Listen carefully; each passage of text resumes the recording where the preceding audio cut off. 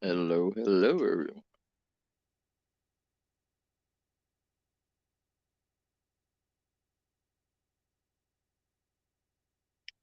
Well,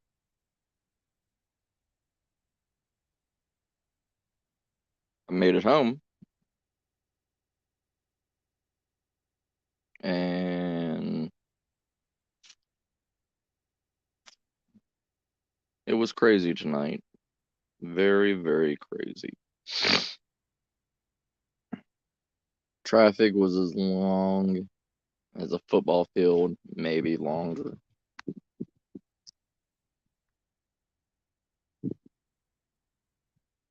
Now I'm home, relaxing, with my wolf blanket around me. Hey, Christy sis, how you doing? Oh, gas line exploded, natural gas line exploded, and there was like a 6-car pileup. Signal, like internet signal and everything was going in and out.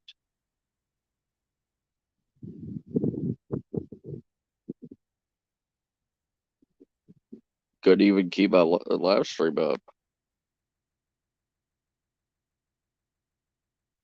Yeah, it's okay. I mean, traffic was down to one lane. It,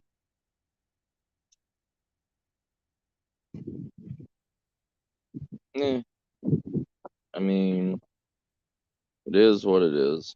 I'm good, sis. I'm good.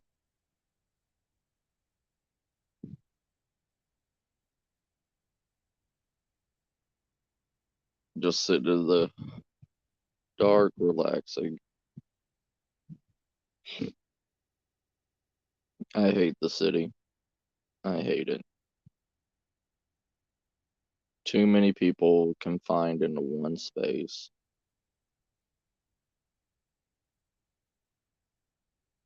Like rats in a box. You know what I mean?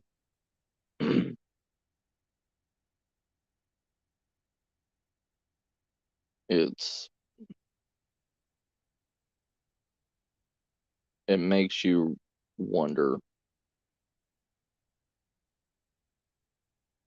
Oh yeah, city does suck. I mean, it's good being in the city, being close to everything, but on the other hand, you're close to everything, and so many people confined and packed in.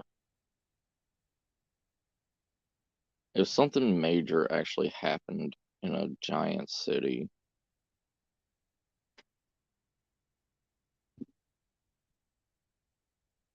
it would literally shut down everything, you know?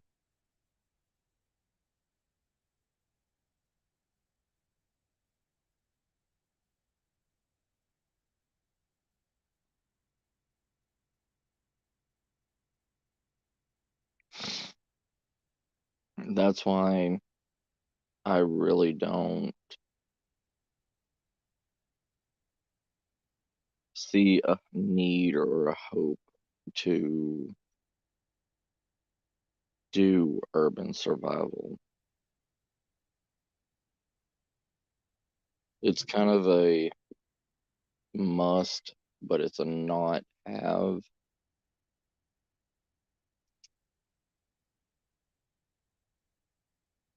And thinking on situations, thinking on stuff. A lot of my get home stuff has a majority of survival, like wilderness survival gear in it.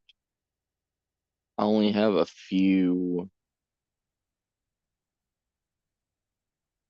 urban survival items.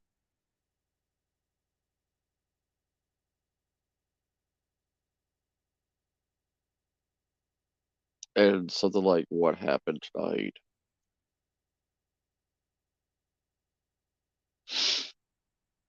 made me reconsider an urban survival kit just for urban use.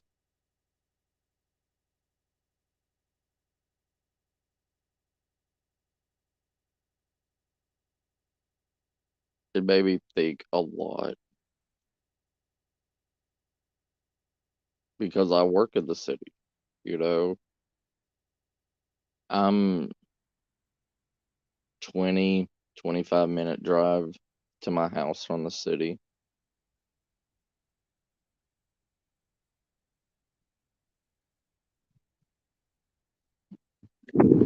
Right, sis?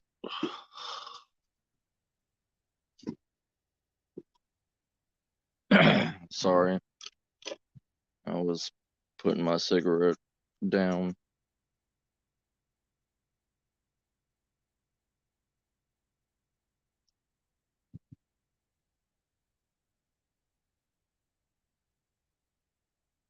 Hey, Maria, sis. So, I'm going to start doing late night live streams.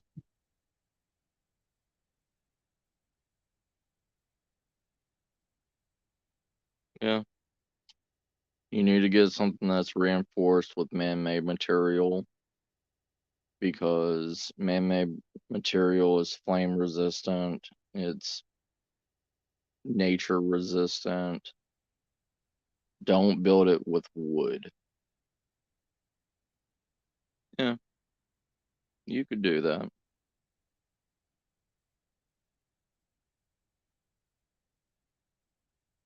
For home defense and everything, it's a good idea.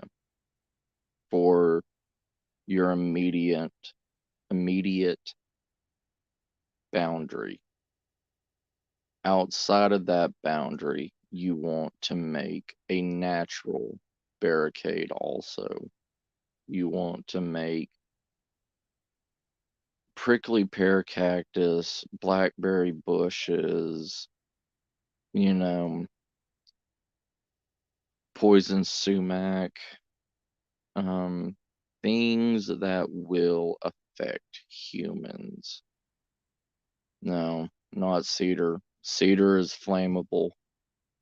If they knew you had a cedar fence, all they need to do is just splinter it and catch it on fire, and you have a gigantic bonfire surrounding your house. Because cedar is just like pine, it flames. How you feeling, Maria, sis?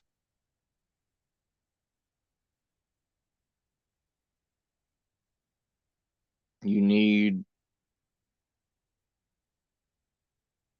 you need natural man-made stuff. Nah, Christy. I'm good at telling people stuff.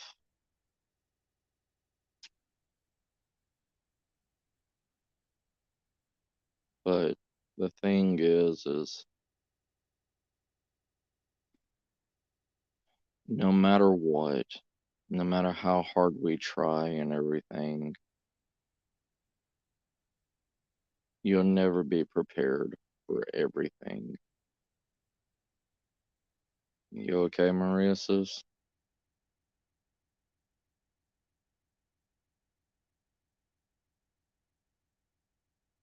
Hey, Amber sis. No, now that I have a stable internet connection and everything, I'm just going to continue what I'm doing.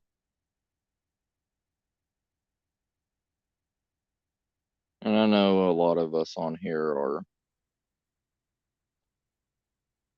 are night owls anyways. We're up either editing stuff, doing videos, you know. But this is the only time really that I have to myself, being out here in the night, just listening to nature go. I'm sorry, Maria. I'm sorry, sis.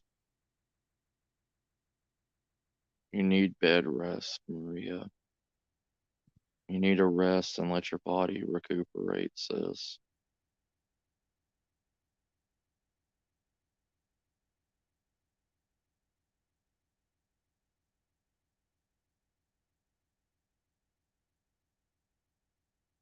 But,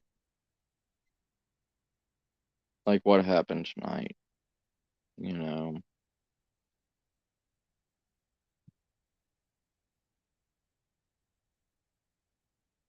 right, Amber? Yeah. The night is a calm, soothing atmosphere. Even though I'm deathly afraid of the dark, I feel at ease in the darkness for some reason. Especially like right now, you know, the wind blowing, sitting here in my laying down my recliner chair, outside chair.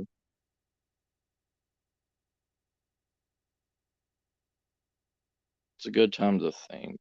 It's a good time to plan at night when the world sleeps. But like what happened tonight? You know, the gas line busting, a 6 car pileup.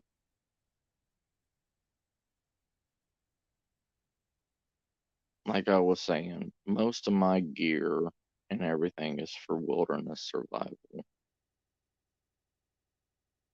Mm, I'm sorry, Maria.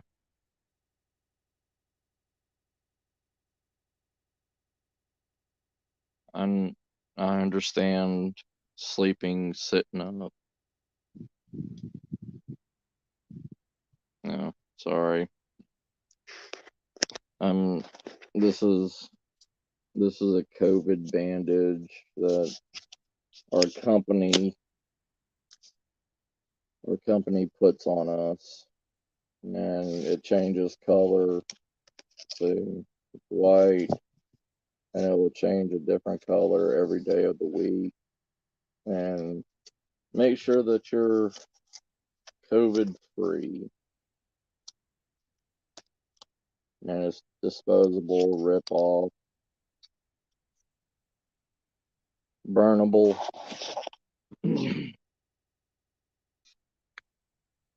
ACR, brother. Hey, Ryan, brother. But after what happened today, it made me really start looking more into more into urban survival items, because a lot of wilderness survival items are useless in an urban scenario.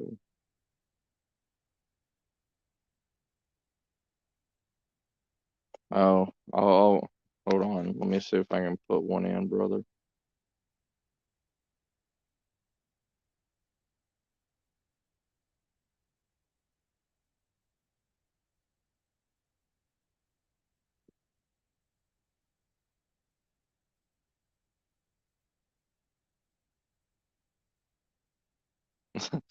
Along something like those lines. Oh, I know, brother. I know. I'm trying to put it in. Hold on. The internet is still unstable, but it's more stable than what it was before. Okay, I'm trying to use the chat right now. Hold on.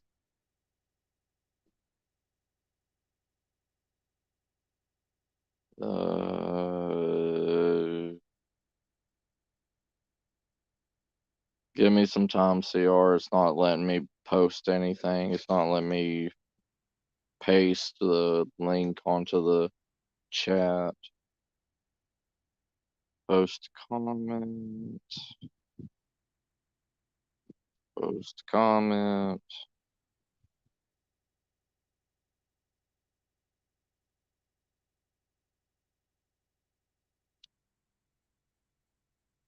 Okay, it said I sent it. Do you see it?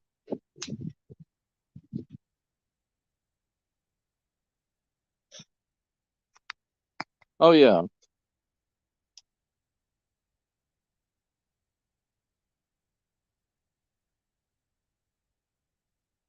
Mm, everything's okay, man. It's just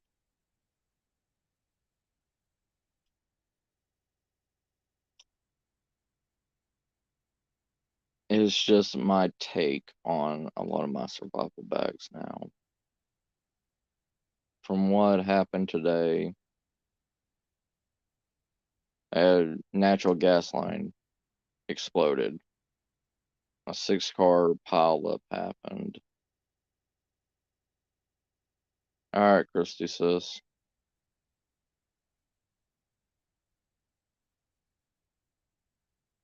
Yeah, Ryan's got a good channel. Everybody here's got a good channel. But I really realize that a lot of my stuff CR.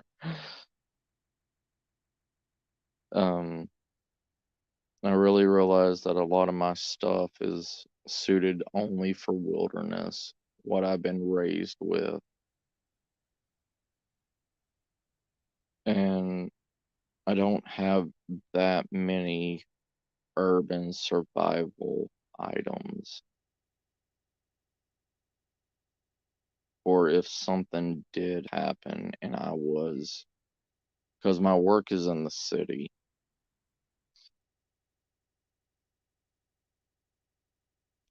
Uh, they brought out the stretcher for 2 individuals that were in the ditch.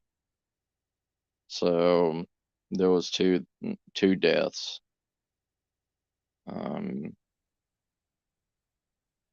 But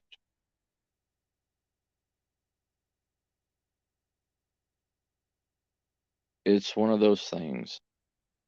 No matter what, we cannot prepare for everything.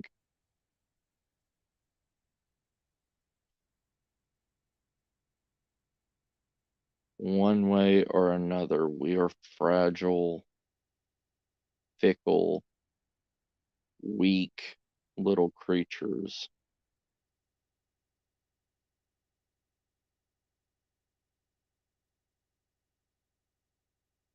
It's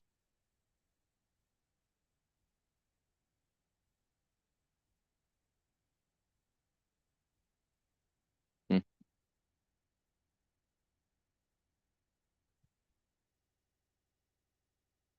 right.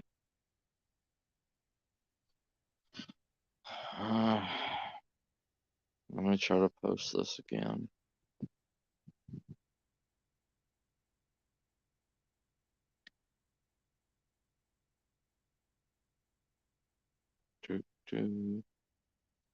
Paste, send. Trying to send it, CR brother. I'm trying.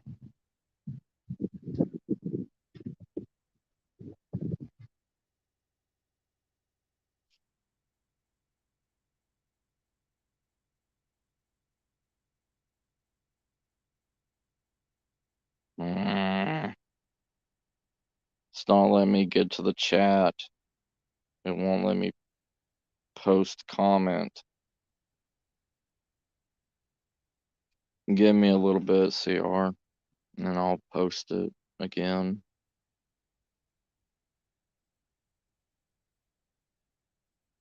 But we can't. We can't be prepared for everything. Even though we try. There's always going to be something missed. There's always going to be something wrong. It's not a perfect, even prepping, even homesteading, everything. You can't be a master at it all, even though we think we are.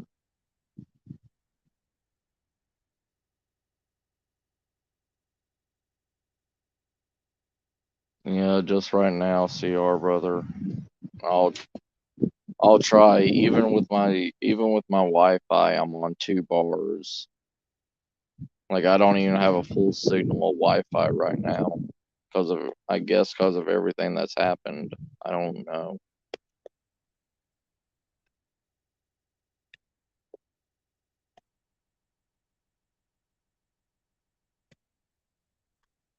Right, right. It's I don't understand how we have lived for so long.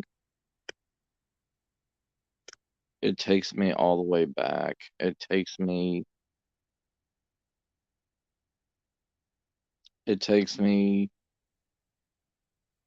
to the idea of humans in general. When there's things in the night that go bump in the night, to creatures of mass power, to every little thing that goes on. And us, we have no night vision, we have no smell, we have no taste. I'm talking about enhanced smell and taste or hearing. We have nothing. The hair that we grow doesn't even protect any of our vital organs against weather. What we grow facial hair, we grow pubic hairs, but none of it is natural defenses against nature itself.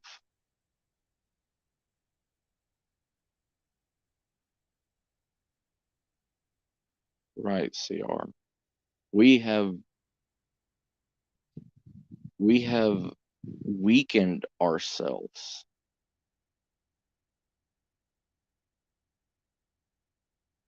We've weakened ourselves so much.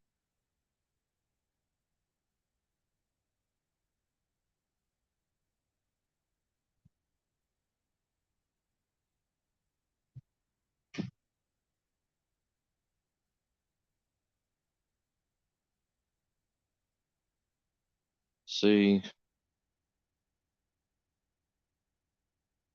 I find ourselves the lowest on the form on everything.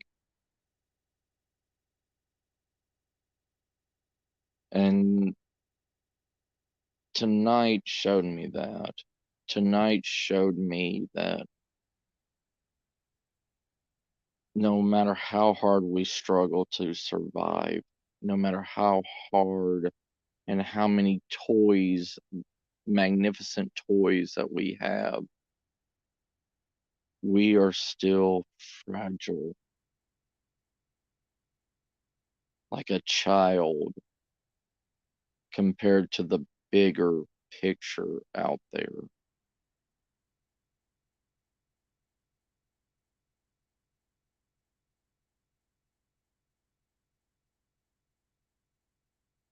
And what I'm trying to say is we we need something, a combination of everything. I'm trying to imagine a bag that can have a little bit of everything in there without taking away. But a bag is only so big. A bag can only weigh so much.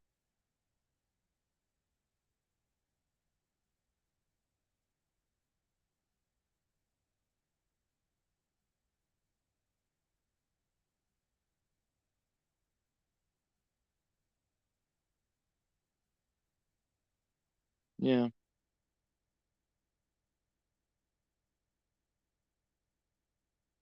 that's understandable.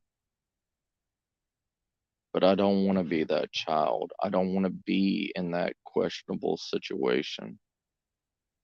I don't want any of us in that situation of fear, of not knowing. I want to create something. I want to create a way,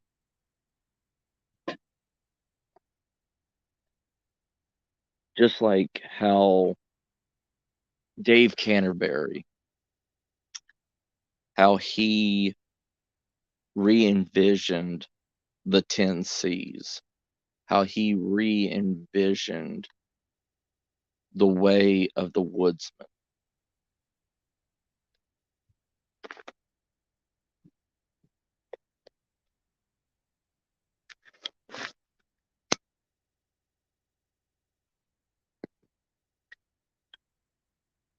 I want to re-envision the mindset of today.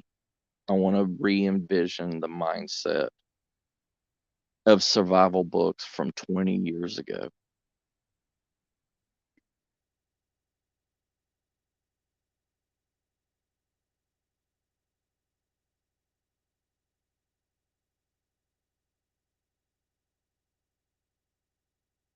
Right.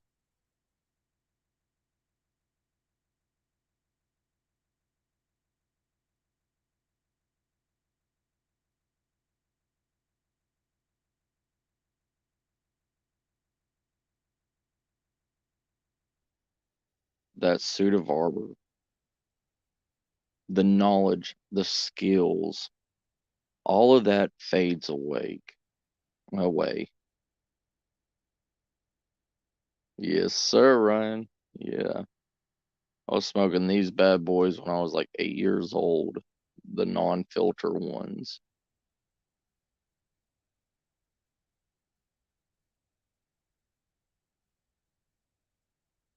I want I want the skills, the knowledge, it fades.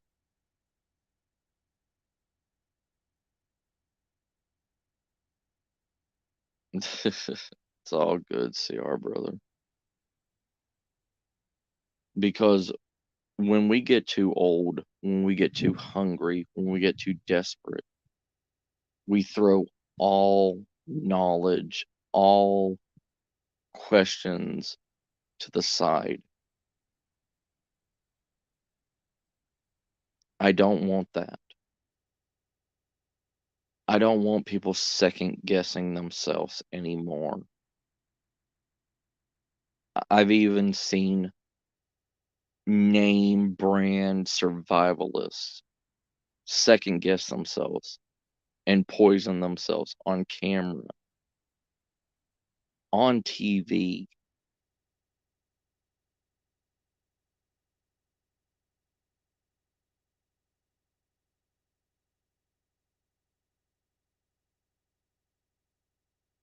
Correct, right? That's That's what I'm trying to say. We hinder ourselves with too much knowledge, but we also weaken ourselves without knowing specific skills to the fullest. In wilderness, you cannot be a jack of all trades and a master of none. It will get you killed. If you miss one small detail on a wild edible, it could be life or death. The same thing with a skill set of whatever.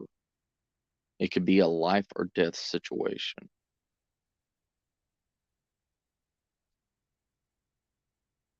Right.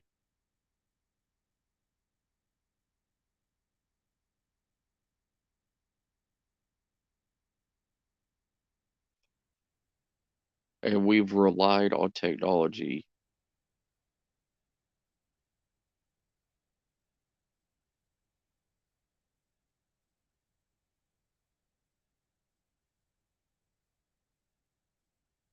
Right.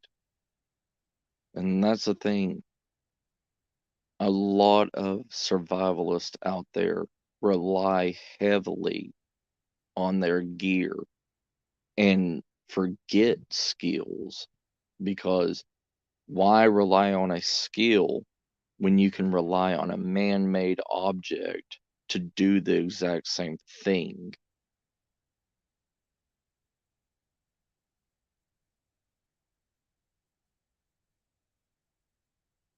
I want to create a bag.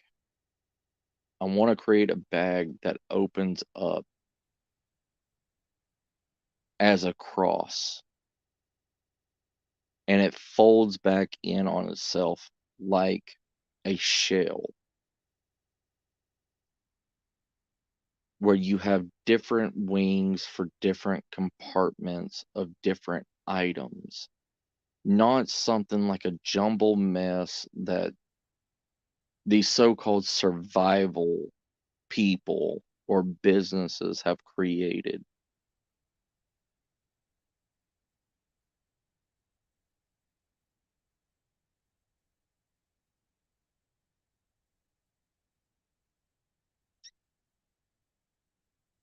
I want it strong enough to be able to withstand weight, but I want it easy enough that we could pack it on our bag and still be maneuverable, still be able to handle any situation with it on your back.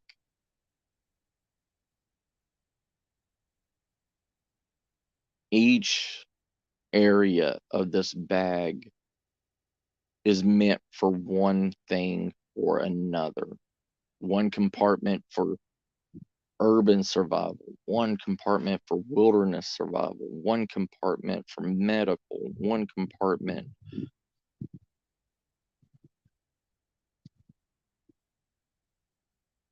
Trying to think of the idea in my head.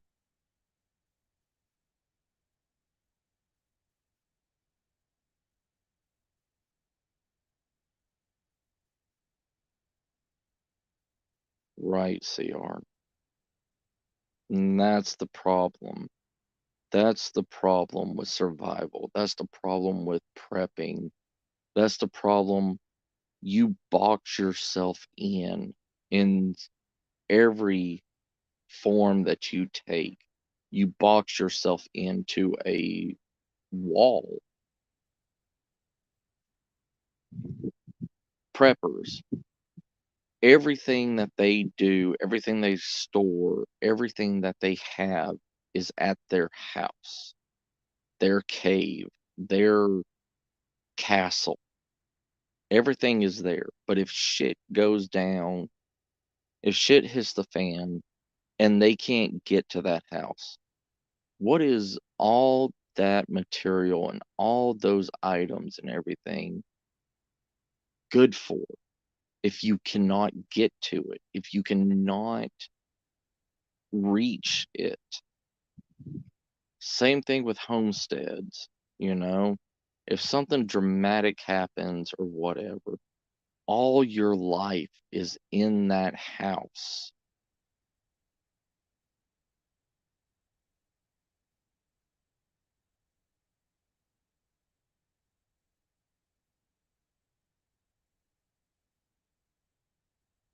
Right. It's like bushcrafting. Bushcrafting isn't what it was 200 years ago, even as close as 100 years ago. Bushcrafting is not the same today as it was then, as what it was when our ancestors were doing bushcrafting. We have literally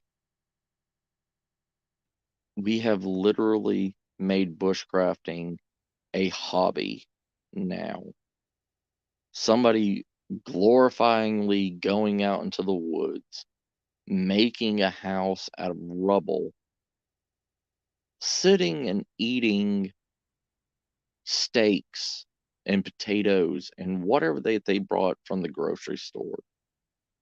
That isn't bushcrafting. That isn't what it was.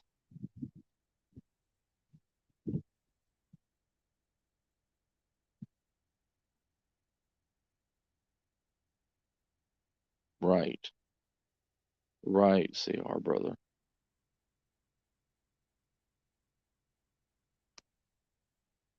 And it's like the same idea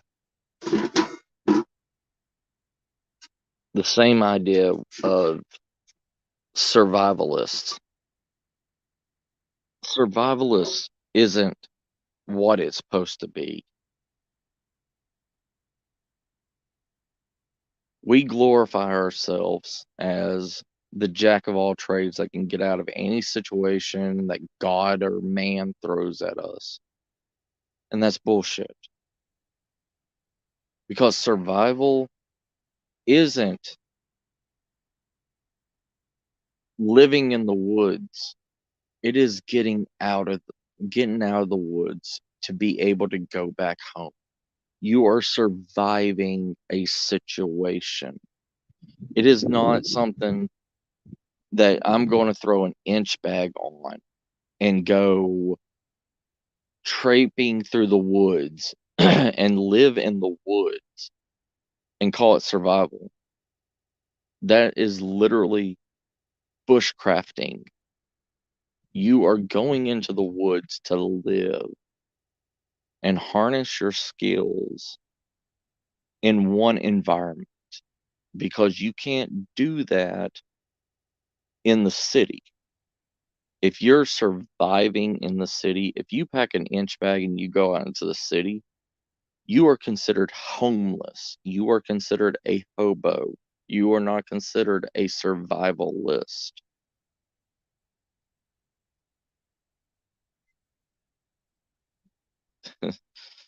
It's all good, CR. We humans are hobbyists. Everything that we do that brings us joy is a hobby.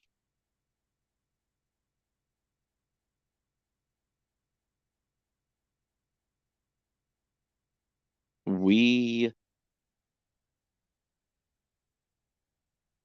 take things for too much. We take too much for granted. We don't know what it is to starve. We don't know what it is to be hurt in the wilderness. Yeah, people play that they're injured, like they can't, like they have little scenarios where, oh, I broke my arm or I broke my leg, but they can still stand on it. They can still walk and they can still grab things with their broken arm.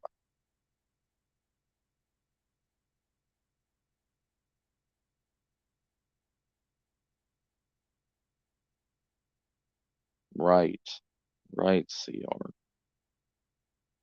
Ferrocerium rod is technology.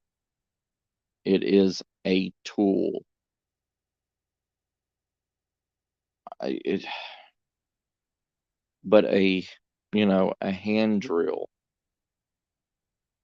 for fire making is a dried piece of horseweed or a good thick spindle.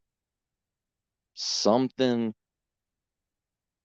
and the skill and the determination, because half the people that even remotely think that they know how to make a fire with a hand drill or a bow drill or anything, they've never really put the work into it. They know what to do. They know the basics of doing it.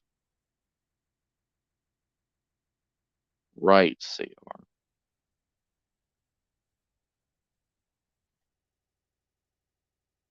We have to stop pretending. We have to. It I hate saying it, but we have to pretend. We have to stop pretending that we are the most Billy Badass thing on this planet. That everything we touch is godlike, and that's bull.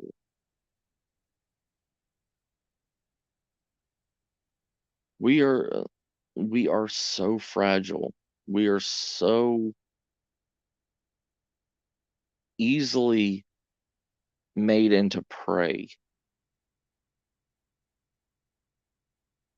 I mean, even a basic coyote, has the jaw strength to snap one of our bones in half with its mouth.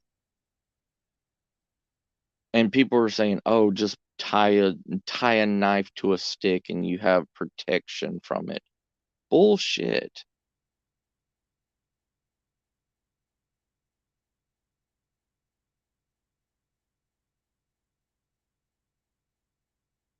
I've seen boars fully enraged headbutt a pine tree multiple times to try to get somebody out of the tree and gore a person to death. They don't just stop. And you don't die instantly if you get gored by a boar. People say, "Oh, run up in a tree and just continuously stab the boar." A boar, when it's angry, is almost is just as dangerous as a crackhead that is high.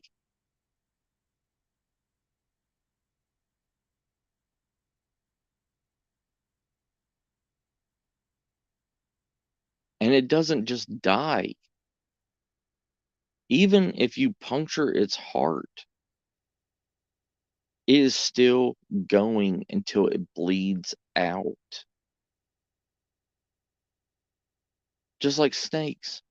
A poisonous snake will still bite after its head is taken off from its body. And it will still bite even after it's cold.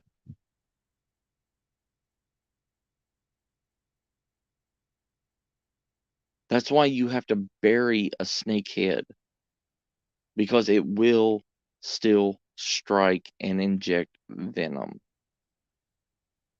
The only difference is when it's alive, it holds back how much venom it injects. When it's dead or decapitated, it injects, it doesn't know when to stop on the injection.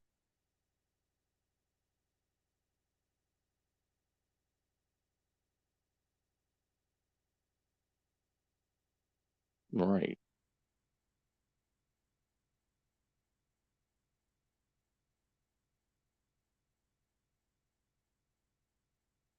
Hey, Spooky brother. How you doing? Thank you for joining us. Everybody, this is a really good friend, Spooky Morales. He is a great co-host and everything to the Paranormal Chop Shop and to the Chad Smith podcast.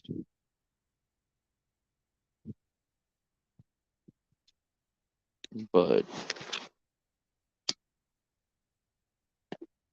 he's a really, really good guy.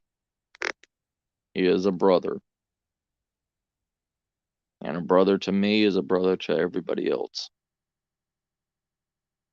But this way of thinking, this way of godlike thinking,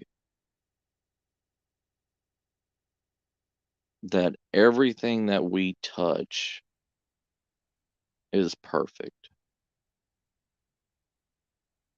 We don't need any of that skill or anything as long as we have the gear. And that shows that that's not true. I mean, hell, a human can drown on a teaspoon of water. That goes to show you, in a major survival situation like Bear Grylls or Les Stroud and all these people that's going through all this extreme environments and all this crap is BS. It's literal BS. Because for one, most humans are not in those survival situations that these glamorized survival clowns go to. Because half of us don't have the money to go to any of these places. Half of us are not going to go there with a bag on our back. We are flying over there. We are taking a cruise ship to these places.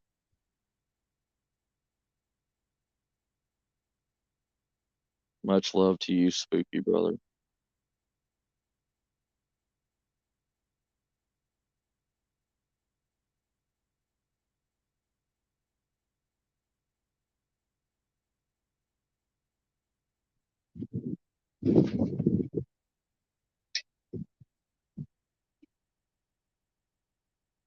Hey, Clo. Your mama let you out? Alright. Sorry, my dog. She needed to go out. What is up, Mr. Chad Smith? Alright, let me try to put this up because I bought StreamYard, so I can have 10 people up here now. Yay. Alright, let me see if I can post this link again. We had problems here in San Antonio. We had a gas line explosion, 6-car lineup, internet's been wonky and everything. So let me see if I can put a link up. I've been trying to do it.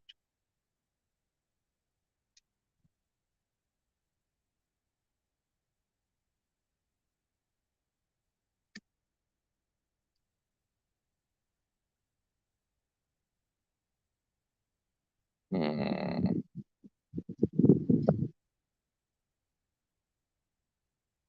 Any,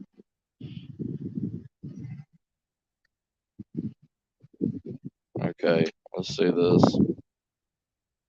Okay, anybody's free to join. I hope y'all see that link.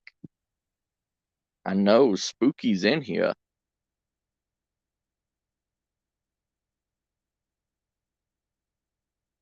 But I'm tired of regular bags. I'm tired of the basic mindset of survival bags. I'm tired of these big name conglomerates businesses that's never once ever done any research on anything making these bags and calling it a survival bag. I want to create a bag. I want to, because of what happened today, there is no bag that's made right now that is literally up to the task of true survival inch bag and able to hold everything that is needed. Most of these, hold on. Guess who's back? The Hey, very brother. next dream. CR's back. I'm trying to make it into a song. What's up, CR, brother? But I'm tired of the survival bag idea. I'm tired of it because most of these bags are You're talking about made how are you saying this, Matt? like We're going travel beyond bag. just you're going beyond just pre-made. That's what you're Yeah, saying. Yeah. Okay. yeah. Like even these specific trail hiking bags and everything else that, Yeah. like the people in the Ukraine right now, half of them are going with trail hiking bags, trying to make it to the border and everything. And all those trail bags is just a gigantic dump bag. Like there's no specific things. It's just whatever you can shove into Most a people. There 120 may liter be bag. some people that were thinking ahead, but the thing is, Yeah, no one's really sharing it, so you have no idea. None right. of us do, right? None of us Yeah. do, right? I mean, like you could see videos out there showing people wearing backpacks, wheeling something, duffel bags, all this stuff, right? So, And the thing is, all that would be considered gray man because everyone's doing it, right? you're, yeah. you're not standing out, right? You're not really Well, standing out per se, right? I'm talking about the idea of the bag itself. The bag itself is either a complete empty compartment with a few Mm-hmm. pouches, Mm-hmm. or I mean, even going with the military ideas, the military rucksacks, the molly bags, stuff like that. It's a I'm just gonna gigantic. show something right here. Oh, if you actually, yeah, I'm not even joking. But You didn't see that. it, You, right, you but didn't see it's it. You didn't see that. right, Keep but using the force, everyone. yeah. But the thing is like even with the military bags, they are just gigantic dump bags that you put everything into the main compartment. Then you have to you had to have separate individual compartments for it. I mean, Hey, to hey, store Matt. If other I things. actually if I kick myself out, it's because I'm trying to swipe and check the battery. You're good, That's brother. why I keep You're doing good. this every so often because I'm trying to check the battery, make No sure I'm problem, actually brother. charging. So I've Oh, done it you're good. before. No, because sometimes I'll refresh it or exit out. I'll be like, no, but not again. Oh, Okay. you're Yeah. good, brother. You're good. I'm But interested in what you want to say. I want to add something to this too. yeah, you're good. It's we don't have something that is a compartment said bag that can open up. We have clamshell bags and stuff like that. Yeah, I mean you can go and buy a basic tool backpack and it's Like just a you want to go clam. like a vest like Uncle Altus? Yeah, I You want to want go I with want vest? I want I want I want to Well, if you go, create like a cross bag where it folds in on itself, up, bottom, side, I mean, left. left flank, right flank, opens up into a 4-compartment bag with also space in the middle to hold other things. But when you close it in, you So close in the it, left it and collapses right. Yeah, like it collapses in on itself and you like a zip it up in collapsible the kind middle. of box or something like that. That Right. you can actually get those. Yeah, right. They Yeah. complex. I'm making too It's- complex. Well, you know what I mean. yeah. Like, and it goes, I mean, it's the shape of your back, because no backpack is shaped to your back. None of them, they're all made the Mm. same. No matter how much padding they put in, no matter how much chest straps, waist straps, whatever, they still don't conform to your back. And, I just happen to have something. right. And this is just And using cordage and strap. yeah, But it's not that heavy, so I'm not too worried about that, right? A couple pounds is, but if that was 5, 10 pounds, that'd be way too, that'd be not enough. It would hurt over time, especially if I was going, let's say, 20 miles. Well, yeah, around, just around, right? right. I'm just taking a spin around. I'll be back in 10 minutes. That's nothing. Yeah. You're good, Chad. You're good, brother. Yeah. I Because mean, what's for, I'm remembering these people that literally these people are bugging out yeah. right now. Some of them went for quite a distance. Yeah. Quite a distance, right, over time. Now, Mm-hmm. for the most part, many of them drove, but some of them are Yeah. on foot. So, And see, are you ready I'm to travel 20 miles on foot with your bag? yeah. Hopefully. And see that's the thing. Like traveling 20, 30, 50 miles with something that's not conformed to your body. You are literally carrying almost a small child or a light human on your back. Hey, that reminds me. And see, I'm not bringing these metaphors back in because Yeah. the difference is a suit of armor back then was the same kind of weight, but it's all over your body. We're wearing a backpack. It's all on one side behind us, right? There's a difference, right? Now, obviously, there's things on the front and stuff like that. We're trying to distribute the weight more evenly. Yeah. Well, I mean, they created the chest strap. They created the waist strap to form it more to your back, so the movement and everything's less on it. But Mm-hmm. even with doing that, you are cutting off the breathing ability of your chest. You are hindering the ability to bend over with Well, ease. because it's the same.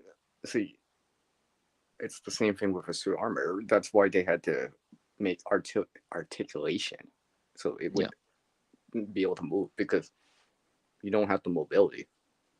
right. And Right. that's one of the problems. No, and that's what I'm trying to say. It's if they were able to make it malleable, like it it would help. It would help the situation. Like they want to put all this new stuff in it. They want to put, oh, let's put a water bladder holder. Let's put some water bottle pouches on the sides. Let's make it More compartments than you more can count. right. And But stuff it's like that. still the same design. It, just because you add a few Oh, little here, pouches in. my hoodie has an inside pocket. Oh, inside pocket. Maybe you're Hmm. like you get this, right? But Right. It all you're doing is adding more weight and more unstability to a bag than, what it is. And these companies just don't understand. They think, oh, just make it bigger. Just make it, you know, make it waterproof. Make it, make it a giant. It's like you're carrying a Well, giant trash bag you on your know, back. I won't say specifically in these brands of pre-made bags, but I will Yeah, indicate a few things that they do right. right. There's ones that have it's like a watertight bag, dry bag, and I'm not gonna name examples, specific examples, but it's the ideas behind them Yeah. that we should be aware of, right? But there is ones that there's a dry bag version, right? There's an internal compartment, right, and stuff like that. There's ones that open up clamshell. You can remove them because they're on hook and loops, but then some of them don't have that. So Right. it's like, because the hook and loops thing is, with the first aid kits, it's quite popular, right? Because it's like, right, because you can move it, but you can Right. keep it, but it's movable, which is good, right? You put down your bag, take out the first aid, and bring it over, put it back, and you're on your way again, kind of. Well, it's like the Molly idea, I mean, it in my opinion, Alice was better than Molly. Alice packs had the metal clips on it. Oh, hold on. We got somebody else. Oh, of Hey, course it's David, David. brother. Wait. How you doing? Yeah, there you are. What's up? Welcome back. Doing all Oh, right. nothing much. Yeah, I'm just. Wait. I have to say something, Yeah. David. See, I lost it the last time we were on, but I found it. See, it's right here. Right. Oh, okay. My There friend, it is. my friend gave this to me. I didn't flip this, but my friend gave it to me. Nice. Nice. It. I was like, yes, David's back. It's chill. And I can put it away. I don't know. It just. Yeah, I just noticed you went live again. I was like, okay. It's Yeah, it's only 3 yeah, a.m. here. yeah, only. Yeah, I was just doing this last stream and let people know, why it was so many back to back, like It's all good, man. Uh-huh. In the long run, it's not that matter. Right.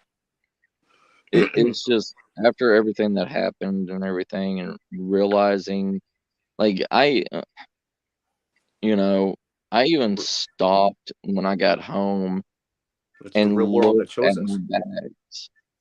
And my bags are all 90% wilderness survival. Oh, okay. So And 10% is like multi tools. right. Well, it's Yeah, got right. some. It has some Hey, urban multi tools survival can be gear used in urban it. or wilderness, right? So Yeah. Like I got Silcock keys. I got, okay, that's another 5%. Okay. yeah. Like I've got things to get me basic stuff. Like I have a mini pry bar. I have a mini crowbar. Stuff like that. But And that might be more than more people have at times, right. right? That's could right. just, Mini hey David, I crowbars. could just hear Matt. Hold on, let me get my pry bar. I'll be back. Yeah, right. I got it. Right. Now he probably carries everything on his belt. Yeah. Oh, wait a minute. Oh, there it is. I got it. I You're mean, using the crowbar as the splint, right, for your leg. Oh, I get it. Yeah. That's it. Actually, my mini crowbar is like the size of my hand. So, like I could put it in my cargo. It's my splint. Yeah, there you go. Yeah. And I was thinking, like I don't really have anything for real urban emergencies. Like I have I some mean, depends gear. what it is, Yeah. too, right? I mean, like, Yeah. This is, see, the thing about survival is like usually you don't have the gear when you need it, or Pretty Right. much, yeah. because that's why it's survival now, because it's not an inconvenience. That's why I was. I dropped my That's bag why I wanted to bring that. down the hill. I can't get it. It's Right. not retrievable. I don't have Yeah. any rope with me because the paracord's in the bag. And Right. maybe you And got something on you EDC wise, like a bracelet, but it's yeah. not long enough to reach it. Then now you're in the jam, Right. right? Right. You gotta like improvise. Yeah. Well, improvising can only go so far, right? I mean, but Well, improvising is one of those things that well, in an yeah, you urban think outside the box a little bit more, right? well, in an urban definitely- survival, you can improvise pretty much anything that you need, you know. But like in my Well, bag, I the mean, majority of the space that's in my bag how do you improvise is food if it's not there? fruit. Right. If the water's not there, you can't improvise that. Right. Right. Yeah, I can make a still too. I can make a filter, but if it's not physically there, it's not physically there. I'm sorry, right? I mean, like, short of going into the sewer, but who's gonna filter sewer water and distill it?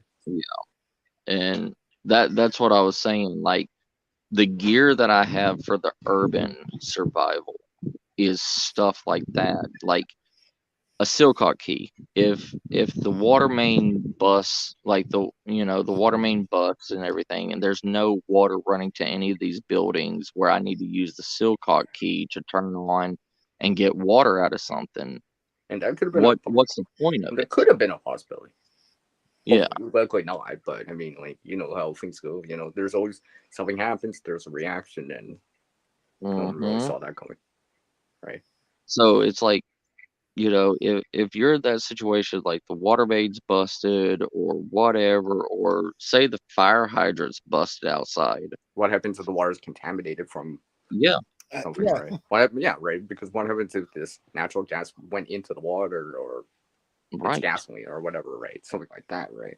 And the thing is, So that's you fairly possible. so you have these tools Earthquakes that usually would disrupt the ground, and then you get that pipes breaking and all that stuff. Things are mixing and stuff like that, and you can't be certain how good the water is still. right. Hence, And- preparing would mean having some available at your residence. But Like ready to go, but if right? you're Ready to trying to go. get Like, you home, just cycle through it every 3 months, 6 months, whatever it is, right? but As much as you can store, right? I know people live in But if apartments, you and were- everyone lives in homes, but but if you're trying to get home, if you're trying to get to that clean water source, you need that Silcock key. You need that stuff to to get the water that you need to get home. But if, like what we were saying, if natural gas gets into the water or stuff like that, you can't boil the water out you and can't do get that. rid of that natural gas. So I don't think you can filter the- that out, because I think it mixes in too, right? Because it's in solution. I don't think you can Right. filter that out. Maybe reverse osmosis, but who really Yeah. always has that with them, right? But see, like most of the urban survival gear that people talk about, that people I don't say even that think you could distill need, that either. no, No, I don't think you so can't. either. So yeah, that'd be very difficult, right? So all this stuff would be literally dead weight that you would have to get rid of if something major Well, happened. if you're too tired to carry it any longer, you don't have to make the choice, right? I mean, Water key's just not that heavy, because- but it's also one of those things I've noticed. Is there a secondary use, really? Besides, I know it's important for water, but is there a secondary use? Right? No. Because you're always trying to balance for a Silcock the key. weight for what you functionality or what you're capable of doing, but mobility too, right? Because And it's always that trade-off. A lot of things are like that too. yeah, like the gear that I have for like my pry bar, my crowbar, the Silcock key, that's already almost 4 pounds. That's as much as my bushcrafting bag, just in metal. that I'm carrying around with me. Yeah, it'll help me get into buildings, it'll help me do whatever, but it's not a major thing. Why am I carrying a crowbar when I have a pry bar? Why am I carrying a Silcock key that may or may not be useful? I know that's a trade-off, right? I mean, like, Yeah. I And know it's a lot like, of people say to have one and stuff like that. yeah, Actually, I don't like have I one could yet, put by it, the way, but I know it's important. It's important, but I also trying to factor in weight, functionality, yeah, because how many secondary uses is there for a water key? right. Usually, like None. survival-related purposes, right? I mean, like, what am I gonna Mhm. do with it? Prize something? Probably not, right? I It mean, has the tendency to have only one use. yeah. I mean, you could throw it at And somebody and knock somebody out. remember, yeah, okay, because I'm remembering what David Pearson said with Really Big Monkey. He said this before in the video, trying to have things with more than one use, multiple, right? Because then multiple uses, then you can adapt to. It's like, for example, having a garbage bag or something like that, a Yeah, contractor bag, two of them. Like, you could do a lot with that kind of stuff. right. Oh yeah. It's shelter. It's I can burn it. Yep. It's a poncho, right? I can carry stuff with it. I can carry water. I can put my bag in there Mhm. to keep it right, keep things dry, right? Lots of things that can help you out. Yeah, So, but and for the like, weight, two contractor bags. I mean, I could carry that all day. right. You know, And it's like the old saying, like food wise, carry you to how come I six get stuck in the cans of middle again? lettuce. Always, I always. know, I know. I should have let David come in first. I'm like, Yeah, You're right. right. getting on to him. I'm trying to stay in the middle here. Hold on, let me see if I can move you around. Hold on. No. I just want that box thing again.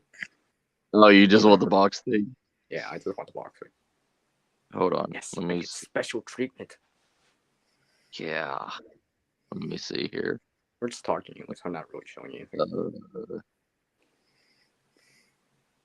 Oh, there we go. There we go. Yeah, that's better. There we go. I'm on top. But it's there's things that I could do with just a basic hammerhead compared to having a pry bar and a crowbar. And I Well, it depends thought on the maybe it'd situation. be, well, I Like, mean, you can, the old ball peen hammer type, okay. it has the rounded, kind of like how the old tomahawks work. You can make a handle out of it. Didn't they use that for metal too, right? Yeah. Yeah, because I think they used to actually use that for suits of armor too. Yep. And like copper and stuff like that. Yeah. And the old ball peen claw hammer type, it was the straight claws, not the curve like what we use today. So that could be used as a pry bar. It could be used as a crowbar. It's heavy enough that it can bust out a window if needed. Hey Beth sis, how you doing? And it's Oh, hey, light man. enough. It's No, light enough don't that worry, you Beth. can just Just be glad I'm seeing the chat.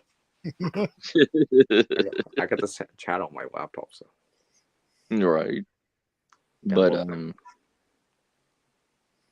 But there's really not that many items that are lightweight that you can carry for urban Well, I mean, survival. man, it's the trade-off, right? Mobility versus functionality, or capability and like bulk or size, right? I mean, Right. it's always going to be a trade-off because it's a physical item, right? Yeah. Not everything's as easy as a garbage bag. Right. Relatively speaking, it's not too heavy. It's fairly multifunctional. You can fold it, even with put it almost anywhere, right? So, bulk's not really an option, right? Right. Some people roll it.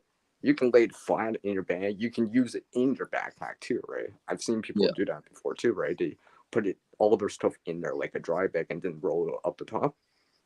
At Mhm. least it would keep rain out. Trying to make know. it like a cinch bag. Yeah, Yeah. right. I mean, it keep rain out. I went across a river really with that without tying it off, right? But Yeah. you know, But when I was looking at my bag, the majority of my stuff that is taking up space and everything is all my wilderness stuff, because we had to look at the size and everything, that most of the wilderness stuff that we carry is huge. It's bulky. It it's not heavy, but it is dense, you know? It takes up a lot of space. yeah, And it's not as convenient as a multi-tool that folds Right. up and stuff like that, right? Mm-hmm. I mean, even my smallest wood burning stove on it is the same size as my pry bar, you know, and it only has one use. It is a stove. It's a wood burning stove. And it's not even going to keep me warm at night, let alone anything else.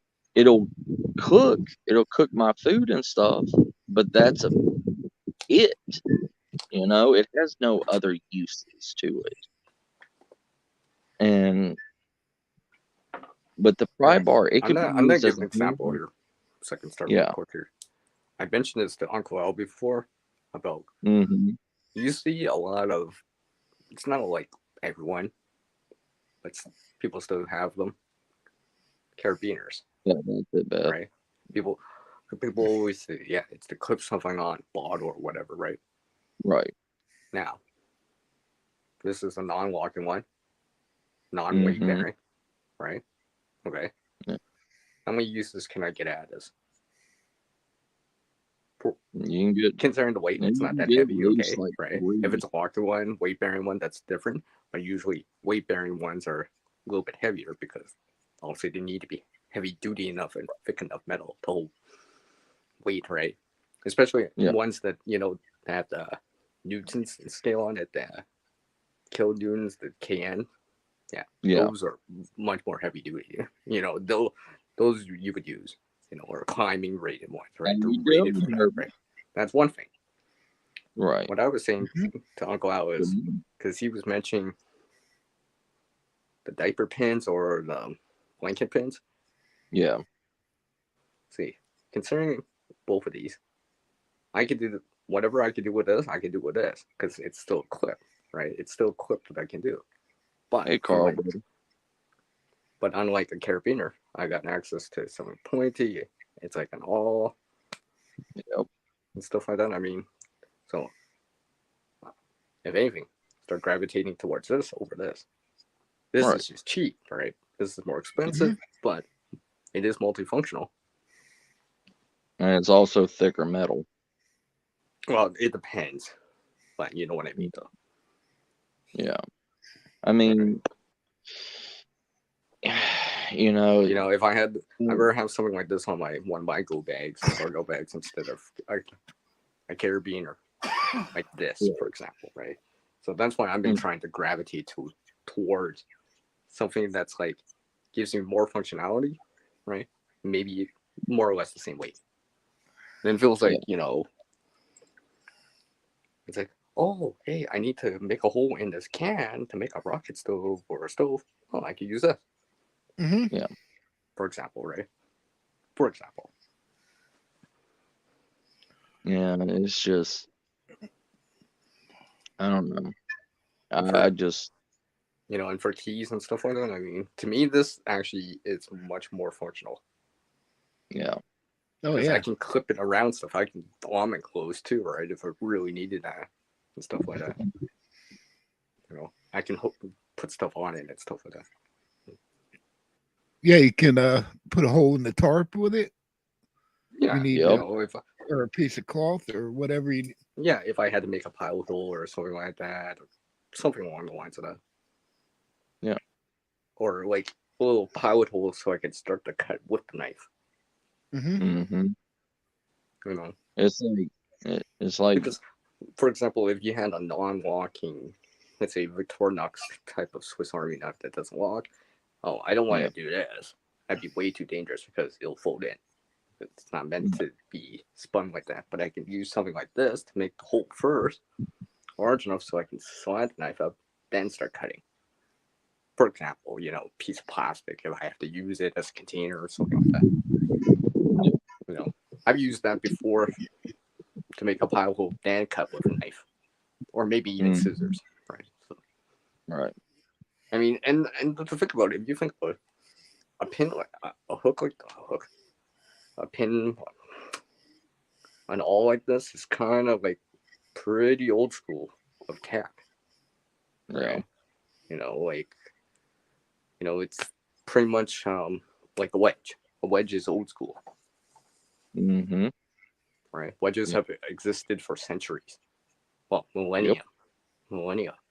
Right. They've existed since for a long, long time. Right. That's why we still use them today, because they're still useful. Yep. Ramps, stuff like that. Yeah.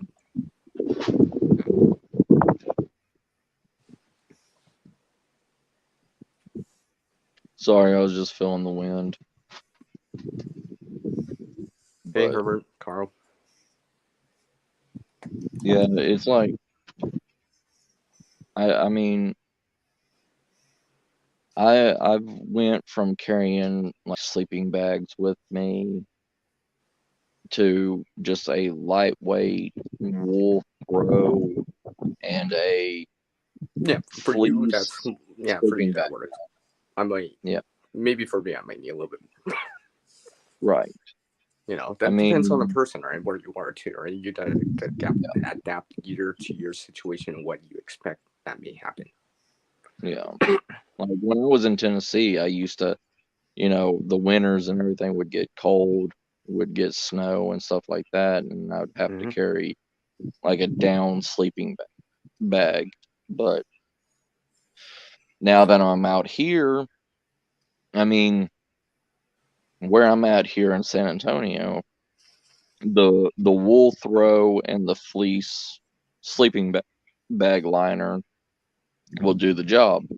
90, Oh, 90, 95, 99%. Very most of the time. It would have to be something extremely crazy. but if I go farther out, if I go farther out west, to like the Chihuahuan Desert and like going towards Arizona and everything,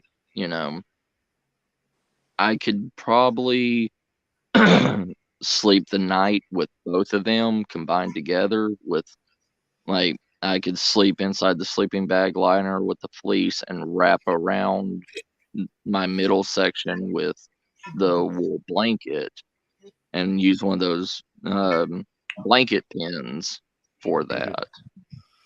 But like it and they wrap up to maybe the size of a construction bag, like but And you can hold your keys with it so you don't lose them. Your car keys, right? So you'd be like, "Where's my car keys?" Oh yeah, they're on the pin. See, multifunctional, Oh, right? yeah. I've been Hey, looking at Stephen, brother. multifunctional as much as possible. Yeah, I'm starting to do Stephen, I'm starting to do late night live streams because it's a lot easier and it's a lot calmer to talk at night. And it works. Mm-hmm. And I know that, a lot of us are night owls. So, Yeah. We're burning the midnight oil. right. Well, I guess I might as well make. I might as well make some kid on here. Right. What's you're doing? Like literally, see, I have one in my bag though. This is just spare. That's what I used to do, Beth. I know what you're talking about. Hey, Deb, how you doing?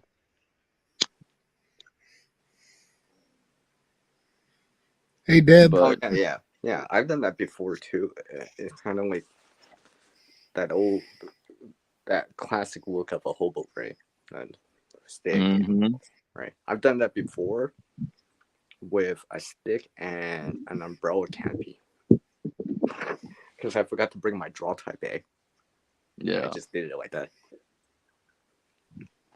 See, people wonder why I have these umbrella canopies.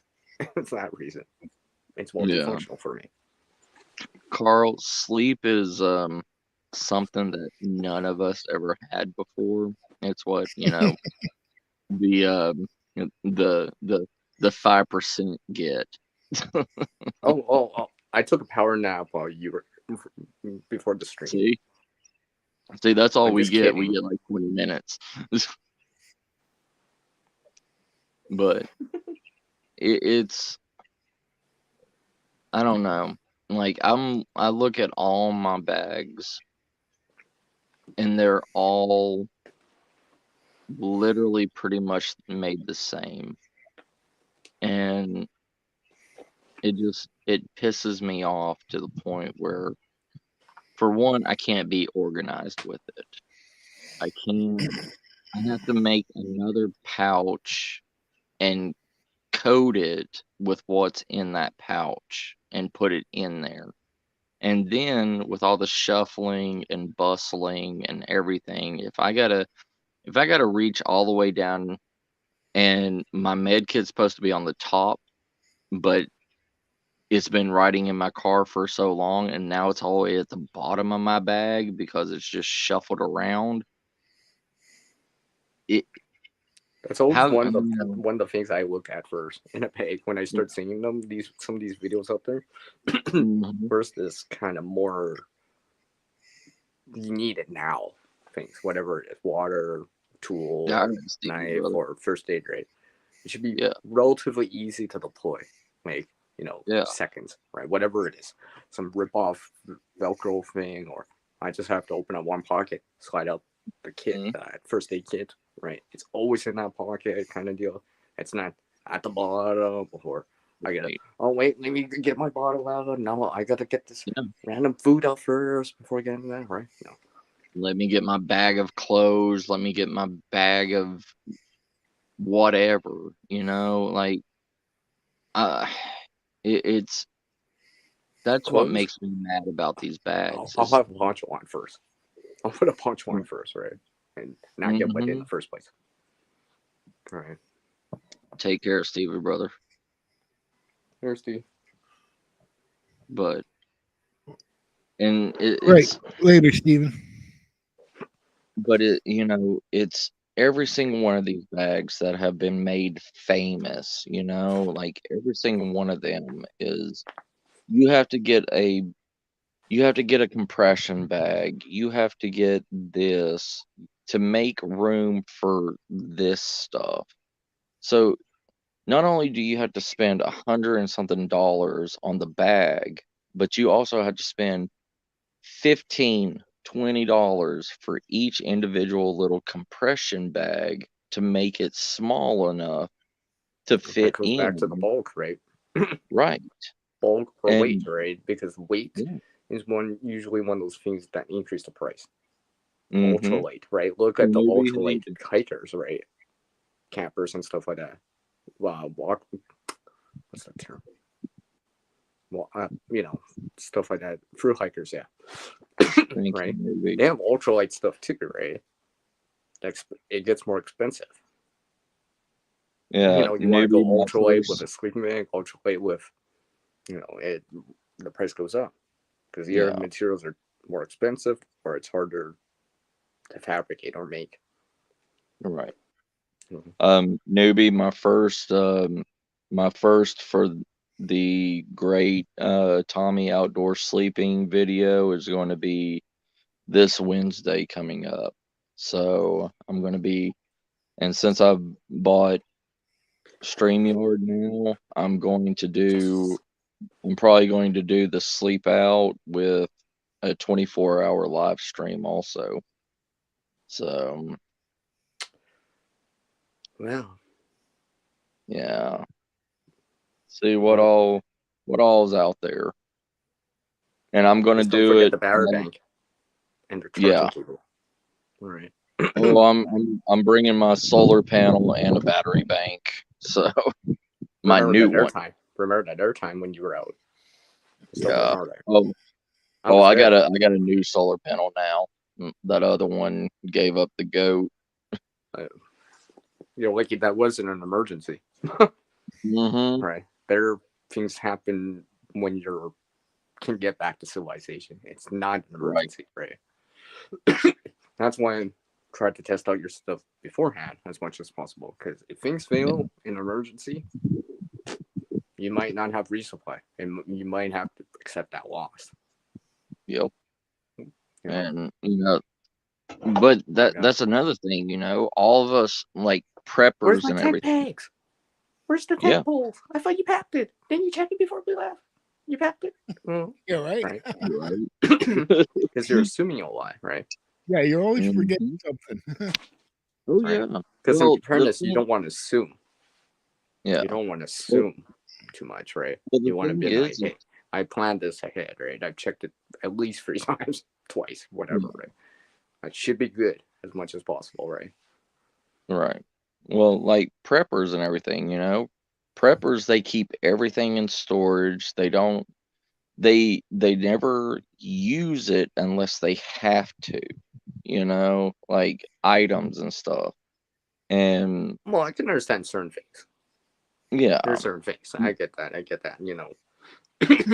But I mean, but like they a can, lighter, it's not like, what? Okay, it still has fuel. yeah. Ooh, yep, still flame. Okay, still good, right? But then there's But other there's a things lot of preppers that where are gadget heavy, hmm,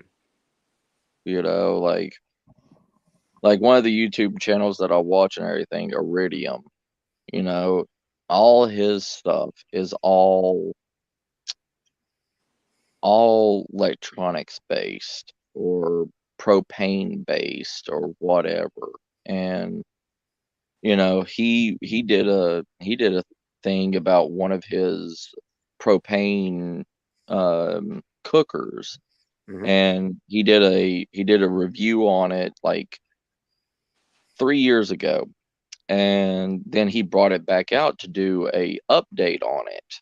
And when he brought it out and he hooked up the propane tank and everything to it, it didn't work. Like, it wouldn't work at all. And he literally, when he finally got it to light and everything, it literally blew up on him. Hmm.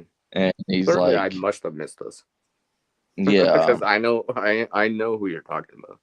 yeah.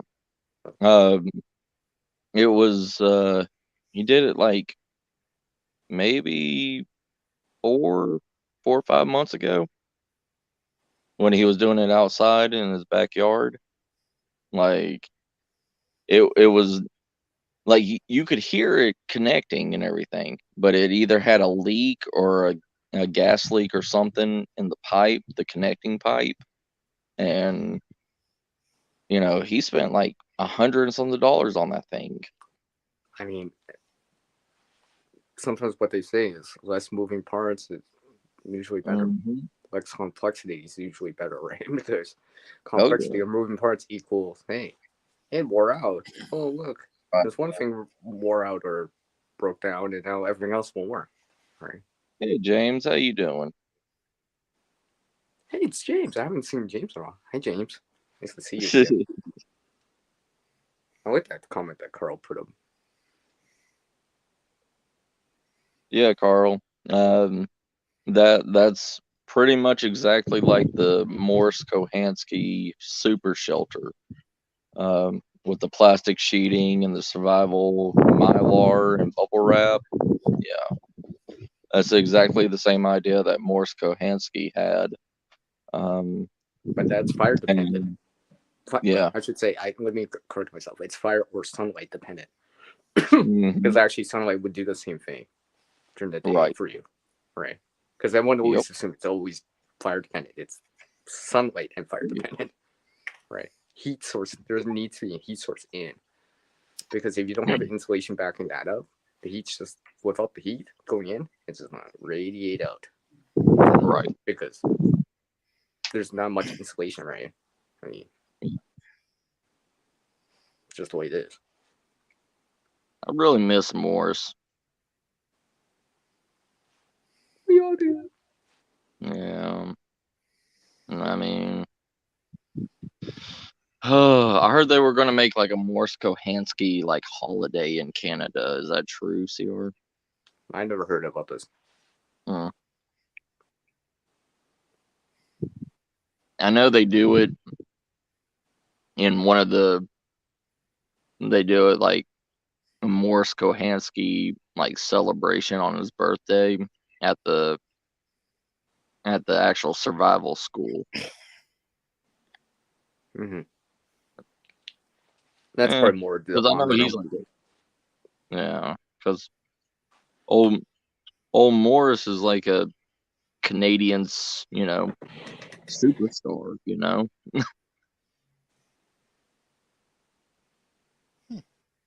No, But okay, Carl. It's reading Carl's message. Okay, 20. hold on, Yeah. hold on. Do you hear those bells?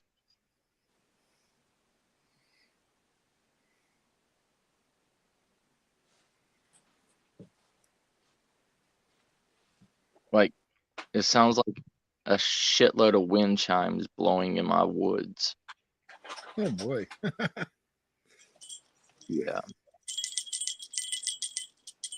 Yeah. No, it sounds like wind chimes. Like, I told you guys, I- I always have stage props nearby if I'm if I'm at home. So it's like, oh, you mean this?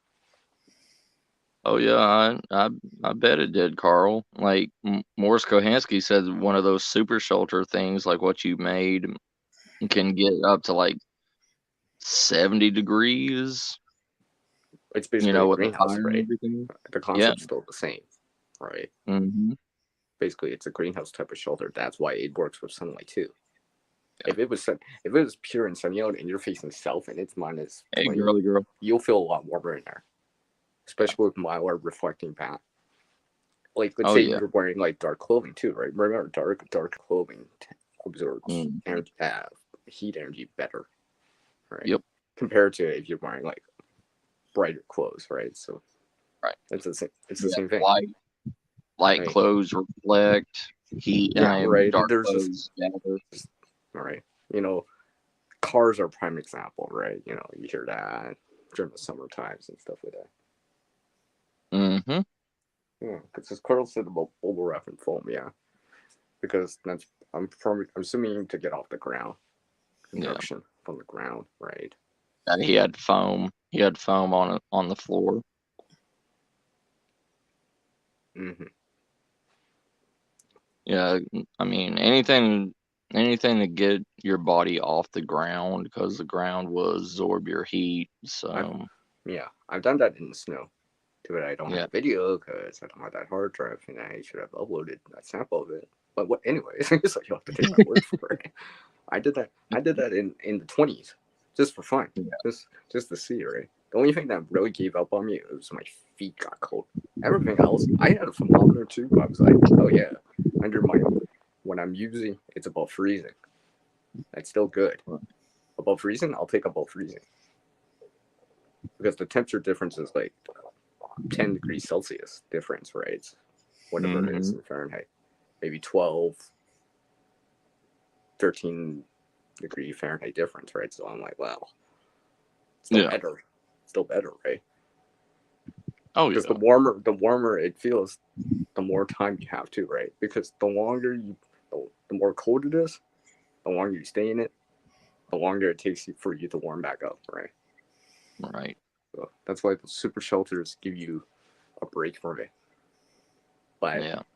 they're fire dependent or sunlight dependent. Yep. Yeah, because I've used flooring insulation before. Hmm. You know, it's man-made. Because to me, it was a simple. I'm like, well, this stuff was actually meant to be put in a house in flooring, right? It's meant to be used for that reason, right? So, no reason I couldn't use it outside, right? Managed to get a Yeah. couple spare sheets, right? Because these sheets were so small, and it's like, well, hey, can I have the sheet? Yeah, okay, see I'm like, thanks, right? So I could supplement in some stuff in, you know, Yeah. because it'd be better. Like the homeless community would use something like cardboard because it's more common, but Oh yeah. that type of flooring insulation would be like even lighter in weight and stuff like that. Little thunder. Relatively water resistant. Well, in Unlike cardboard. in an emergency situation, cardboard would be easier to find than flooring True, material. but if I had my choice, I'd be like, well, I'll use this foam if I can. It's for the Yeah. same reason sometimes people see like mattresses, right? It's because it's even better. But Mhm. a mattress is not mobile. You can't move that Yeah. in the way, right? I've No. seen little things out there, right? Yeah, if you're using a mattress, it's to get off the ground from the cement. Yep. It, I mean, Yeah, exactly, Carl. Yeah. I probably would have did very similar thing, right? Yeah, the leaves give you more yeah, off, Carl. off the ground, right? Because you Yeah, want that airspace when it's cold, right? To Yeah. trap the heat, right? Well, I shouldn't say trap the heat, but make it so it's harder for the heat to escape, right? Heat's always Yeah. going to escape you, you know. Nothing's 100%. You just reduce it so you only lose like 0.00001% for every hour, right? Instead of 10% in 5 minutes, right? And remember, I'm Canadian, so I've picked up a few things in the winter. I'm just saying. Yeah. I've had some cold hands before. It's not pleasant. Yeah. It's, that's the thing, we all people in modern society that have the money, that have the time to buy all these wonderful little toys and all this stuff and spend thousands upon thousands of dollars on new items. They're not survivors. None of us are true survivors when it comes to being homeless, living on the streets, living in Well, like I said, what proverbial, are you without the gear? right. Who are you without the gear still, right? Yeah. You know a few things, Yeah. right? Right. Until you can get back on your feet or whatever, right? Because it really shows you who you really are then, right? You know, And, and people want to talk bad about homeless and saying, oh, all this bad stuff about them, like, oh, they don't take care of themselves and all this stuff and everything. But not always you like know that. what? Have That's a you ever seen stereotypical Bear view. Grylls? Well, I mean, but these are the same people that will sit on their couch and watch Bear Grylls and Yeah, right. Les Stroud rolling around in the dirt Yeah. and covered themselves in blood. Well, okay. The difference is it's not urban. It's not urban. Right? Yeah, and they're just as dirty, just as smelly, not taking any baths or anything. And that's what survival is, you're not having a hot shower. You're not, you know, you are walking around with the same clothes Comfortable. that you Comfort well, level. no, Hmm. like you don't have a change of clothes or anything. Some homeless don't have a change of clothes. And if you're dropped out in the middle of nowhere, like if you walk off a trail and you become a 411 case, you only have those clothes that's on your body. You know, you don't have an extra pair of clothes in that Oh, yeah. bag. Hey, Dave and David and Matt here. I do have a story. This actually happened, by the way. Go figure. I'm seeing a story here on other people's channels, but I never tell on my own channel. For some reason, I always tell these stories everywhere else except for my own channel for some reason. So, Right. hey, so if you follow me, check out Second Star. That way you can see more things I talk about that I don't talk on my own channel. But let's see. I think it was last month.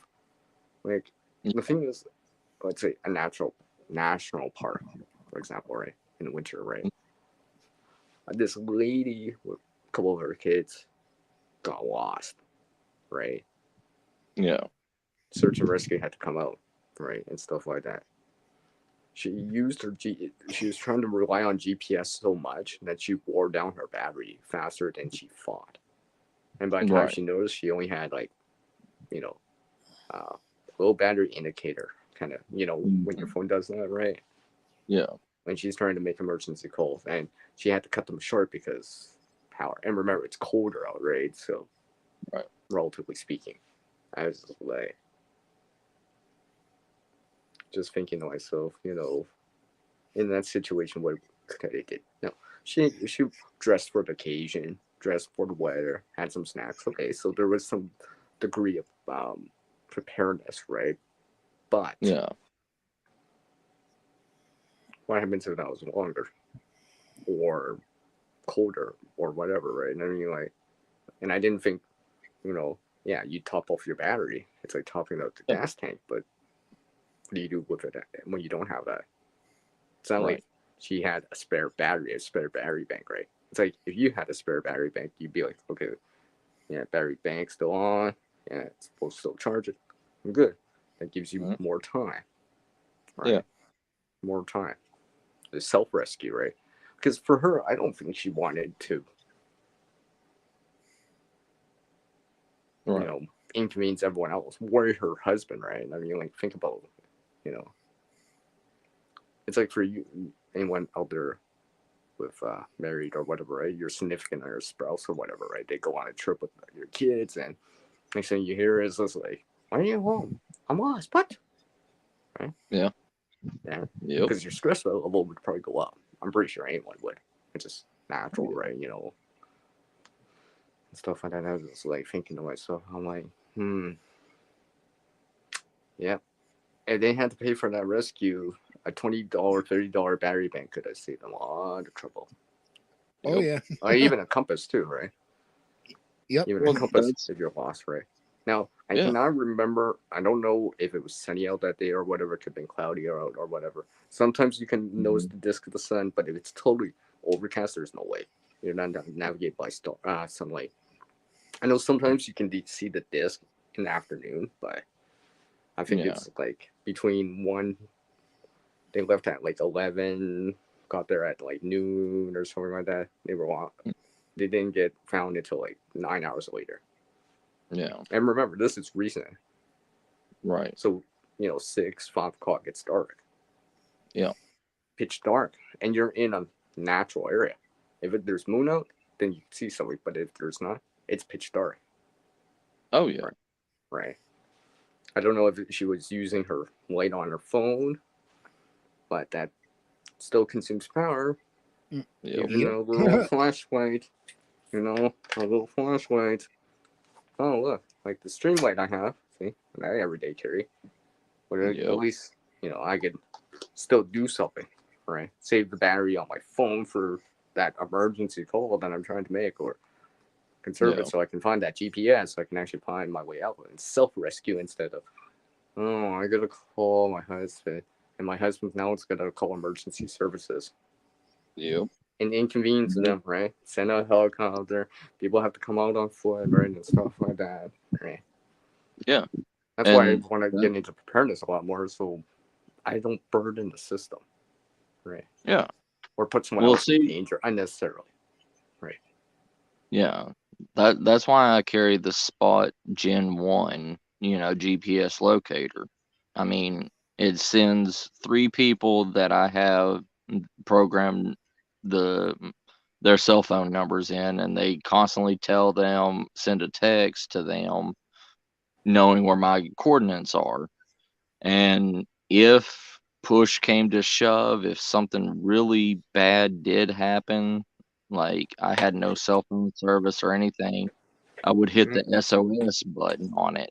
And that SOS button contacts all local authorities, search and rescue, and everything, and sends them to my location and can get me. Like if if my blood sugar drops on me and I'm out in the middle of God knows where, they can find me and come get me. And the cool thing about it is it has one of Let me just show those that. I'm just saying. I'm just saying.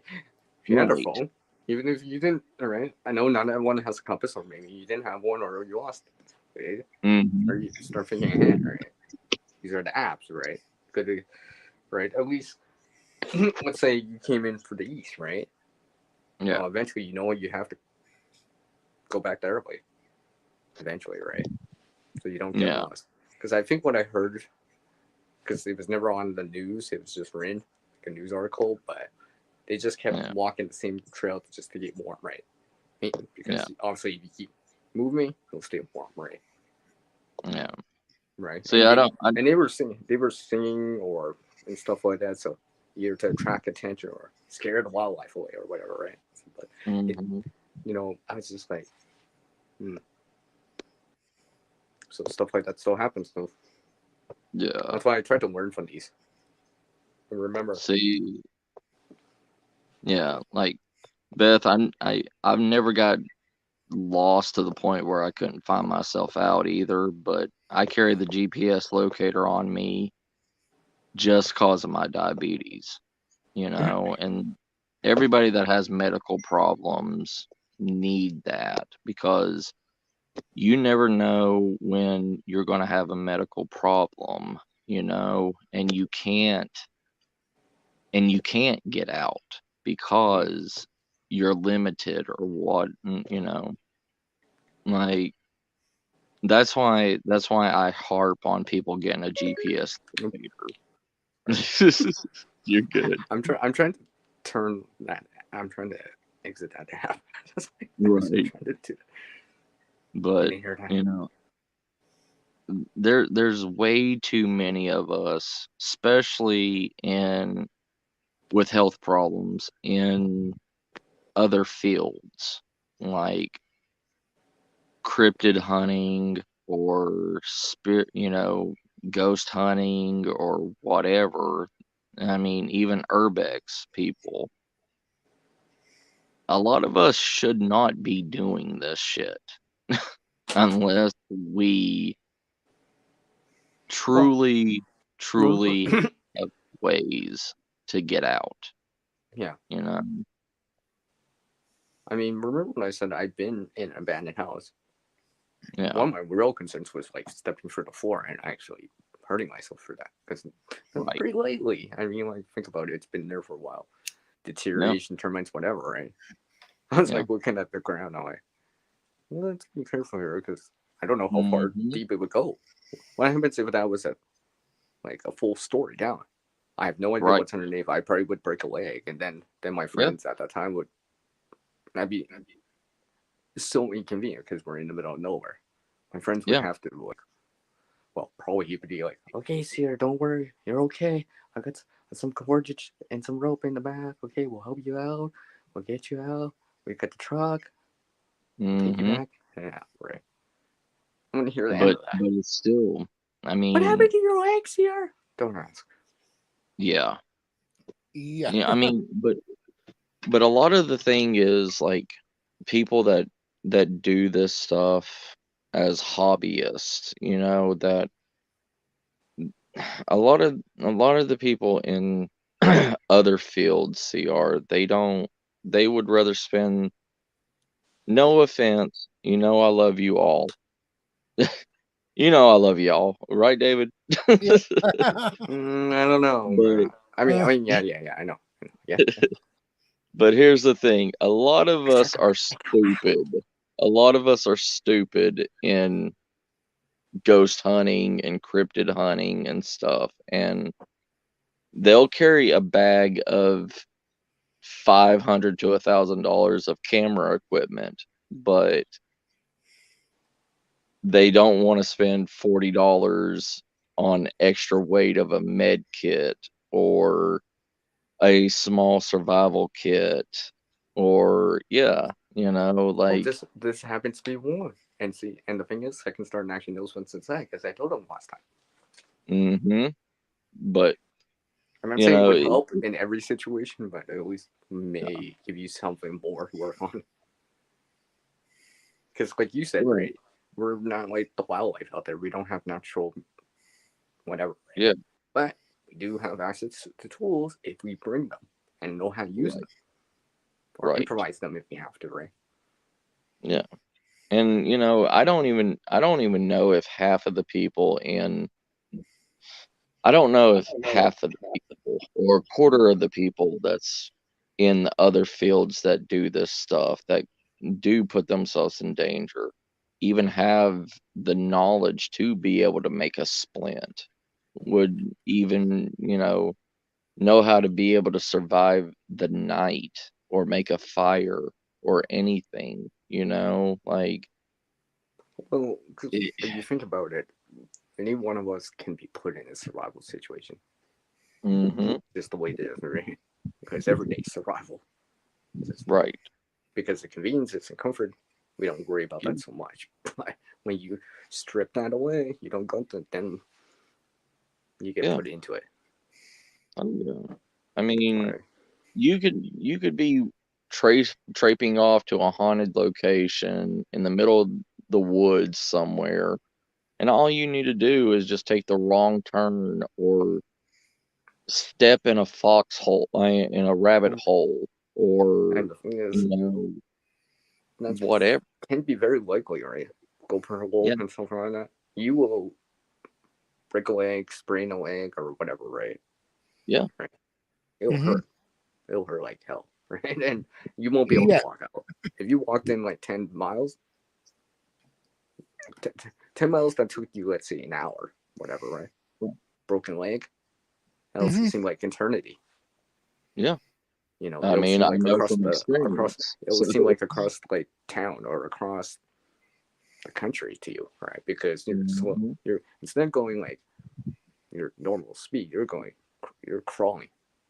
And remember what I said earlier about the pelvis thing, right? If you broke your pelvis, because I've seen the reenactments about stories like that.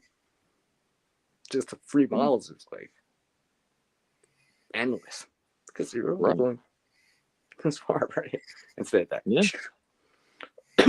right? Because when Mm, you don't have mobility, you're slow.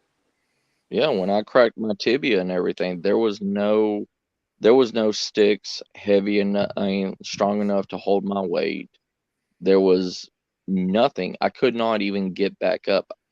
That's how I cracked my tibia the other two places, is because I was stupid, and after I heard the first pop, I Can tried you to get repeat up that? again. Huh? Can you repeat that? I missed that. Oh, I said when I broke my tibia on that live stream and everything, like after I heard the first pop, I thought it was just my knee popping, I didn't know it was a bone breaking. And I tried standing back up on my leg, and I Nope. went face first onto the ground because I cracked my tibia in the other two places. And I had to crawl on on my back through mud, through broken glass, through everything, trying to get back to my car. And, you know, it took me like 3 hours to crawl almost 3 miles. And, Yep. Sounds about right. yeah, I mean, like, like anything out there could have started helping you. It'd be like, look, I found this random skateboard. yeah, Right. That you would know, actually you would have actually been you would. Well, okay, now yeah. I can do that. Okay. And like, there was nothing there that I could get to make a splint. There was I mean, it was literally just junk. I mean, like no wood. I mean, I couldn't make a splint out of 2 pieces of metal because I didn't have a strong enough, cordage or anything with me to be able to tie it together and put enough pressure on it. And, that's where something like duct tape would have came in handy. But Oh yeah, definitely. yeah, I could have just wrapped my leg with the duct tape and the 2 pressure points, and I could have like hobbled my way out. But that's the thing. You can't always, like, survival manuals, they say, "Oh, just find 2 sticks and wrap it up and everything and make a splint out of it," and that's not feasible. That is not an No, always no. viable situation to get you out, you know? Like, and "Hey, Uncle Al, how you doing?" But, it's some places just don't have. I mean, even if I was able to make a splint, like I said, there was no thick enough piece of wood that was tall enough to go up under my arm that I could put pressure on and use as a crutch. It and Yeah, it you have to comes back to the resort survival to. situation, right? You don't have what you Yeah, need at the time. right. That's the nature of it. Yeah. And Because it's not just an inconvenience or you're paying pain. Now you really don't have any mhm. options. Be like, Yeah, oh, 'cause really? Now there's no you're not sticks. always gonna be in the woods, and most of these survival things is like, oh, it's all based on the woods. It's all based in the forest or whatever. And a lot of most survival situations are not even based in the woods. I mean, yeah, there's a lot of 411 cases, don't get me wrong, but there's still a lot of, survival situations that are in urban environments. And eh, the resources to make needed stuff. Ooh, oh, hold on, hold on. Hey, Uncle Al, how you doing? Okay, hold on a second. No problem. I have to agree with Matt on if you break your leg in an urban environment, there's nothing there to make a splint, right? Yeah. Mhm. And if you can't, I had one joker that I was doing explaining what happens if you break your leg in an urban environment. Mhm. Oh, there's plenty of pallets. If you Oh broke yeah, your try to try Yeah, to take apart the pallet. Yeah, right, okay. or put a pallet against your leg and you can hobble your way out. I right. don't think Sure. so. Well, No. It's like, go ahead. I was just gonna say, well, it's like, even if you were able to make a splint and everything out of it, but trying to find the right piece of wood and the right strong enough piece of whatever to make a crutch out of to get you out of there that can actually hold your weight is not going to be viable. True. Even that pallet is not big enough to do it. Right. And a lot of people don't understand it because, again, Matt's right about a lot of these survivalist videos you see on YouTube. I Yeah, was arguing with Praxis Homesteader or Praxis Prepper, and he was yeah. telling me that he's going to convert his root cellar, which was designed wrong. It's 32 Mhm. degrees, and root cellars are supposed to be anywhere from 50 to 68 degrees. It has to stay at a certain Right, temperature. If it's below 50, it's too cold. right. And a lot of people don't understand. What do you mean too cold? Everything in your root cellar gets frozen on one side, the other side rots out. So Yep. that doesn't solve the problem. Or if you have water, if it gets any colder, like 28 degrees, poof, everything shatters. So all the preserves you have in jars, what happened to preserves in a freezer if you have it in a jar? Yeah. Um, Yeah. same Okay. thing. Same thing. He made a root cellar into a giant refrigerator. It's not that, and a lot of people get that wrong. Or people Right. develops root cellar as, well, I dug a hole in the ground and I don't have a vent system. And they got to understand, fresh air goes in, bad off gassing goes out, because a lot of vegetables will produce off gas. Anything you put there in produce will form certain ethylene and CO2 and methane and a lot of nasty compounds. It's like the family in I forget, it was either Canada or Ukraine. Family was there. Mother went down to get some potatoes out of the root cellar. She never comes back up. It's a dark root Yeah. cellar. Oh, Uh-huh. it's this story again. I remember this. So the father, like, where's mom? She went down the root cellar to get potatoes, and they dug the root cellar underneath the house. So they have a stairwell and everything, and a little 25 watt light bulb right there. And he walked down and didn't come up. And then the grandfather, you whippersnappers, too weak or something. They probably tripped or they're having sex or something. So he went Right. down into the basement. Yeah. Okay. And he doesn't come up. And then finally, the older brother told the little sister, "You wait here. I'm going to go down there." Took a flashlight, went down there, and went down. And the little kid's thinking, "Okay, I'm 8 years old. I'm watching TV. This looks like something from Netflix, where the family goes down the basement and never comes up. What do Mhm. you think?" Right. Yep. Okay.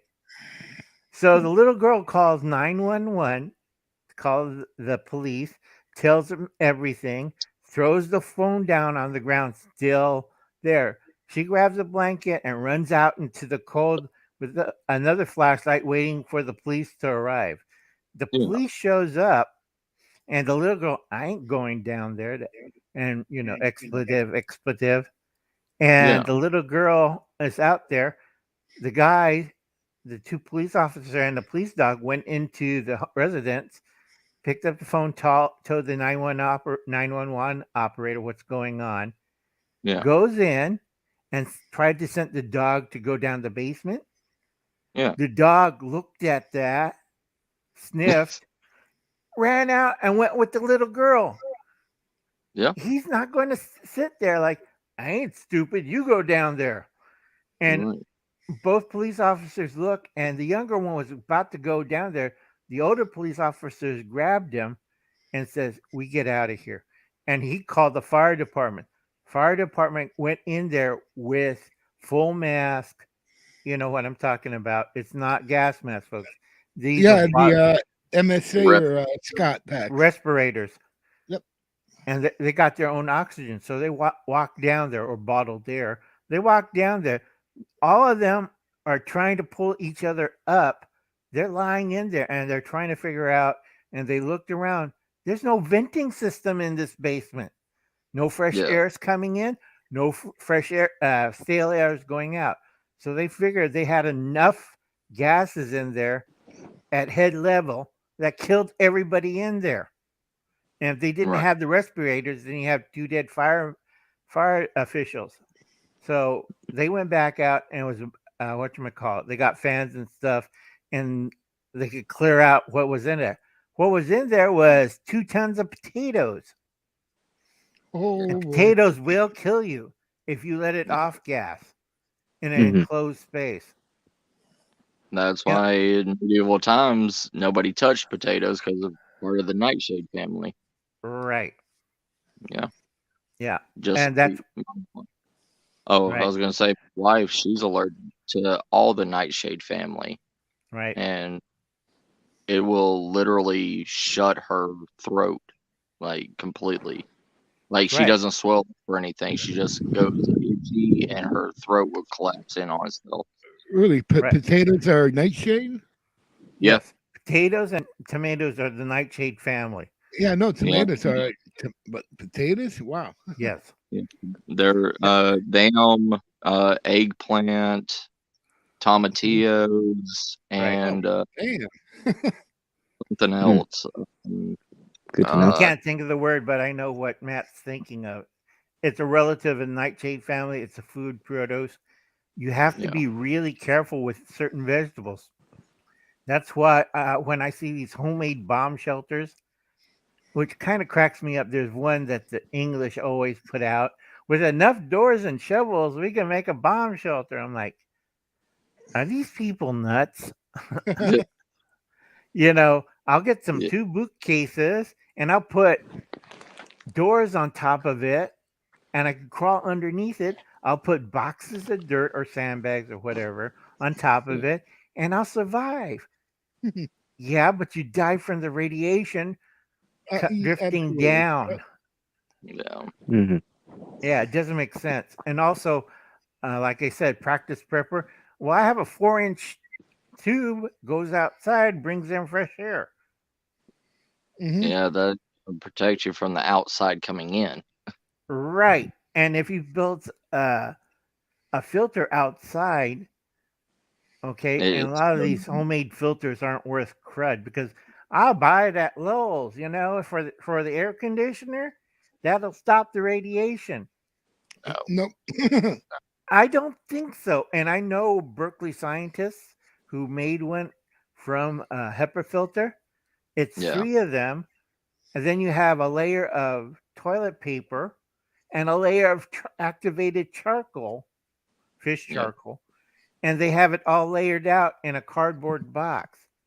But pulling air through it is so great that you need a bellow pump and that you're using both hands to pump the air in to breathe. Okay. 4 people doing that for 24 hours in a space no bigger than my den. The human body is 97 to 96 degrees, right? 98.6. Right. Right, CR. So imagine hot, sweaty people that used to be a cold cellar is now what? d- At least Let's it'll be see. warm. yeah, yeah. you're looking at over 500 degrees because also the heat bouncing off of the concrete. I mean, because you're not only heating yourself up, but you're heating up the concrete that's also there too. Right. And you're also 4 people expelling more carbon monoxide than Dioxide. breathing in. Dioxide, Yeah. Carbon dioxide. Yeah. CO2. Yeah. Yeah. Also, Like- practices. I'm afraid of the cold inside my root cellar. I was thinking of putting a wood stove in there. What? No, because that's not displaced the oxygen. Yeah, it's like every time I watch his videos, it's like I'm having a headache. Yeah. Not only radiation coming down the chimney, but you're putting carbon monoxide and other toxic gases in a confined space. And your Right. air vent's only 4 inches and you don't Yeah. have an exhaust vent. Yep. Because a lot of bomb shelter builders I don't need an exhaust vent. Well, It's Uncle, like- you said about Well, they the wouldn't radiation, understand right? the science of it either. Right. And Yep. also he's Which- a liberal. But he Yeah. doesn't think of the 3 things that kill you in a bomb shelter: heat, CO2, and moisture. That was the problems in the old submarines because CO2 and moisture would kill you. And if anybody's in a confined space, Mm-hmm. like I used to be, if anybody cracked wind, Yeah. okay, 4 people cracking wind in that small a space like this. Oh yeah. Yeah, everybody will notice. And if you have dogs and animals with you, or somebody went to the bathroom and you don't have an exhaust vent, what's it Actually, going that to would be make like? it worse. Yeah, No, not just the smell, but it's actually the bad. byproduct. Okay, That's a greenhouse gas. So Yeah. it's no trap. Heat too. Yeah, That's Carl. just I the know that. smell. I know what that movie that you're talking about, Carl. Yeah, Threads. Mm-hmm. Yeah, that was a great movie. Or they also had a kids book by the Yeah. same nature. It was great. They built that stupid bookcase thing, and the Yeah. little two old people were dying from radiation. I don't feel good. Our hair is falling out. Oh yeah. It's it gets kind of weird. I just did 2 videos in the last 2 hours, and Right. I put them out. And I did some it's simple things like CR does, like put things in a quart bag and tuck Whoa, it whoa, whoa, whoa, whoa, away. whoa! What did I do? I Yeah, didn't What realize I was so did you say, smart. Virgil? CCR. I remember stuff. Okay, you put stuff But in a little bag. I don't remember being that smart. Okay, it's like drinks, tea, a power bar, matches to make fire. I need to rub 2 sticks. Why? There's matches here. Right. Okay, That I'm saying. Like, why am I going to burn between 4 to 6 hours trying to make an ember, and when I can pull a Bic lighter out of my pocket because I smoke and make instant fire? You yeah, know? Yeah, friction fire is for skill. Or yeah. Yeah. But making skill. fire is a skill. But like me and Matt, I used to be a smoker, so I carry the traditional. Yep, it's Maybe. simple. Yeah. Oh yeah. I mean, Simple. I got my Zippo here in my pocket somewhere. Oh hey Paul. Yeah. So- Up, up, Forgot to up at the refill it. yeah. Oh, I seen another prepper was saying he had his little Sparky device, spark wheel, Yeah. but he left it in the garage, and so it went through a Ohio or Indiana winter, and a summer Mhm. and winter, and then he pulls it out, Hey, and he Paul. says, it blew up because Oh, those, really? yeah, because people forget those tiny flints are like ferro rods. Once they're exposed to air and to air temperatures and oxidation, it comes unstable. Because Yep. in the old days, I had one of these things blew up in my hand because the flint Yep. was too old. And when I went like Mm. this, it went bang. I thought I was Yep. going to lose a thumb, but I didn't. I So, had a horrible scar on it for a couple of months, and you probably could still see it. so that's Yeah. why they come with that anti-oxidation coating. Yeah, Like Yep. the red these coating. rods, yeah. Yeah. You have to remove that. Yeah, and if you're going to store it away for a time, take nail polish and just cover the ferro rod. That way, it's not going to be exposed to air, which is a good trick. I learned it from another. Also, if you heat the damn ferro rod, the softer ones, I Yep. forget who did it, but Explode. it explodes because he said, Yep. "Well, I'll just heat it in the fire and let's see what happened." Nothing. Hey, Took it Uncle out. Al. What? The worst ones are the ones that people think that are like the ones that Walmart Never sell, mind. the imitation ferro rods, the ones that are magnesium bars with a flint on it, and people think that they're ferro rods, and they'll light them on fire, and it just burns like an incinerator, you know? And they're like, this ain't supposed to happen. Yeah, because it's magnesium, you know? Hey, Yeah. No, Oh I magnesium. try it. Right, but yeah, the bad thing Oh about the yeah, that's Chinese, a burn. right? yeah, The bad thing about the Chinese, what you call it? I can't think of the word for those things. Magnesium lighters. You know, the yeah, blocks with the ferro rod on the stuff. That's thermite. mhm, If it's yeah, poorly made, you have a on the keychain. Yeah, I'm protected out in the woods. I'll just use this. Next thing, like you're going to the doctor's. How many fingers you got left? You know, people don't understand that uh, a good magnesium lighter, okay, mhm, is a good ferro rod that doesn't have iron compounds. The right, Chinese ones do, and sometimes they'll fool you. They put a block of aluminum instead of magnesium, and so aluminum will catch on fire from a ferro rod. It's hot enough. Oh. Yeah, but you got to like. I have to take the nail file, and 4 hours later, I have a little pile. Right. Wouldn't it be a lot easier to just light it with a Bic or a cigarette lighter? Yeah, right. Yeah.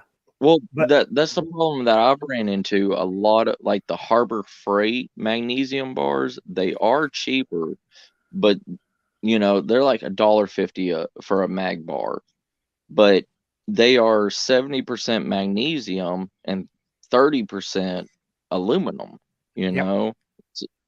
and it burns hotter, it burns longer because of the aluminum in it, but it's so much harder to scrape off, is so much harder to, like, you can't light it on fire with the ferro rod that's on it.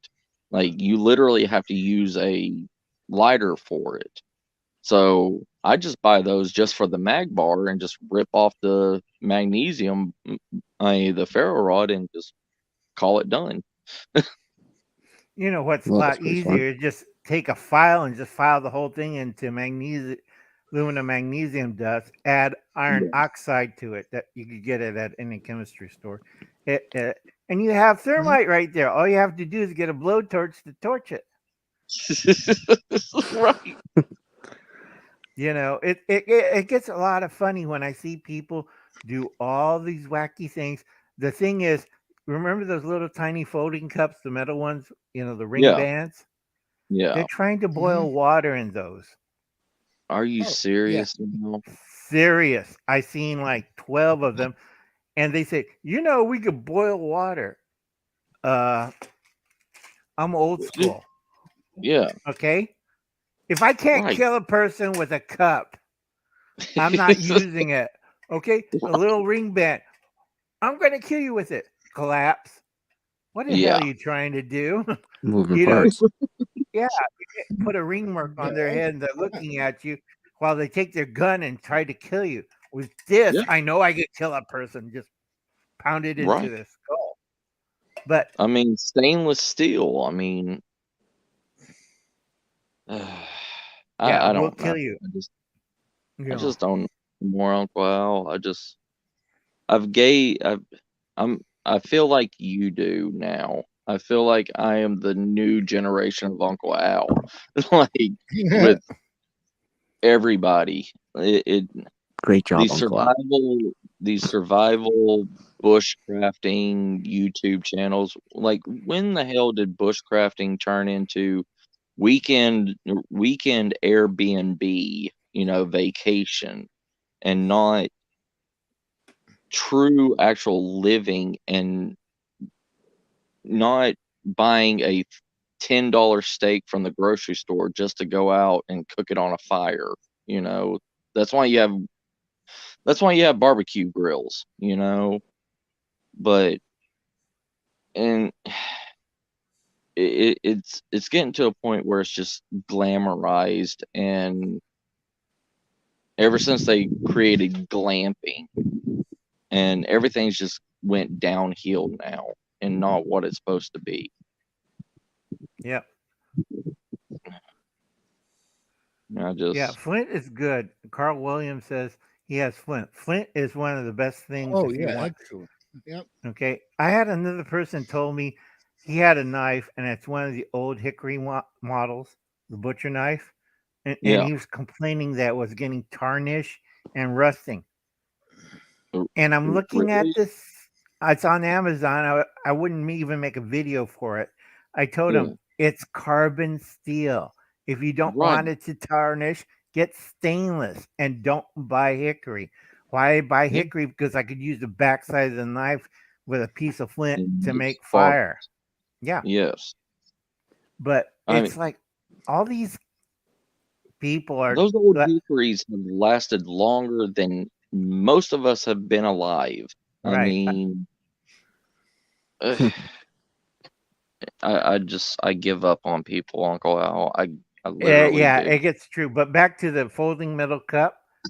Yeah. I seen them. They're boiling water, and they say, "I wonder why it's leaking."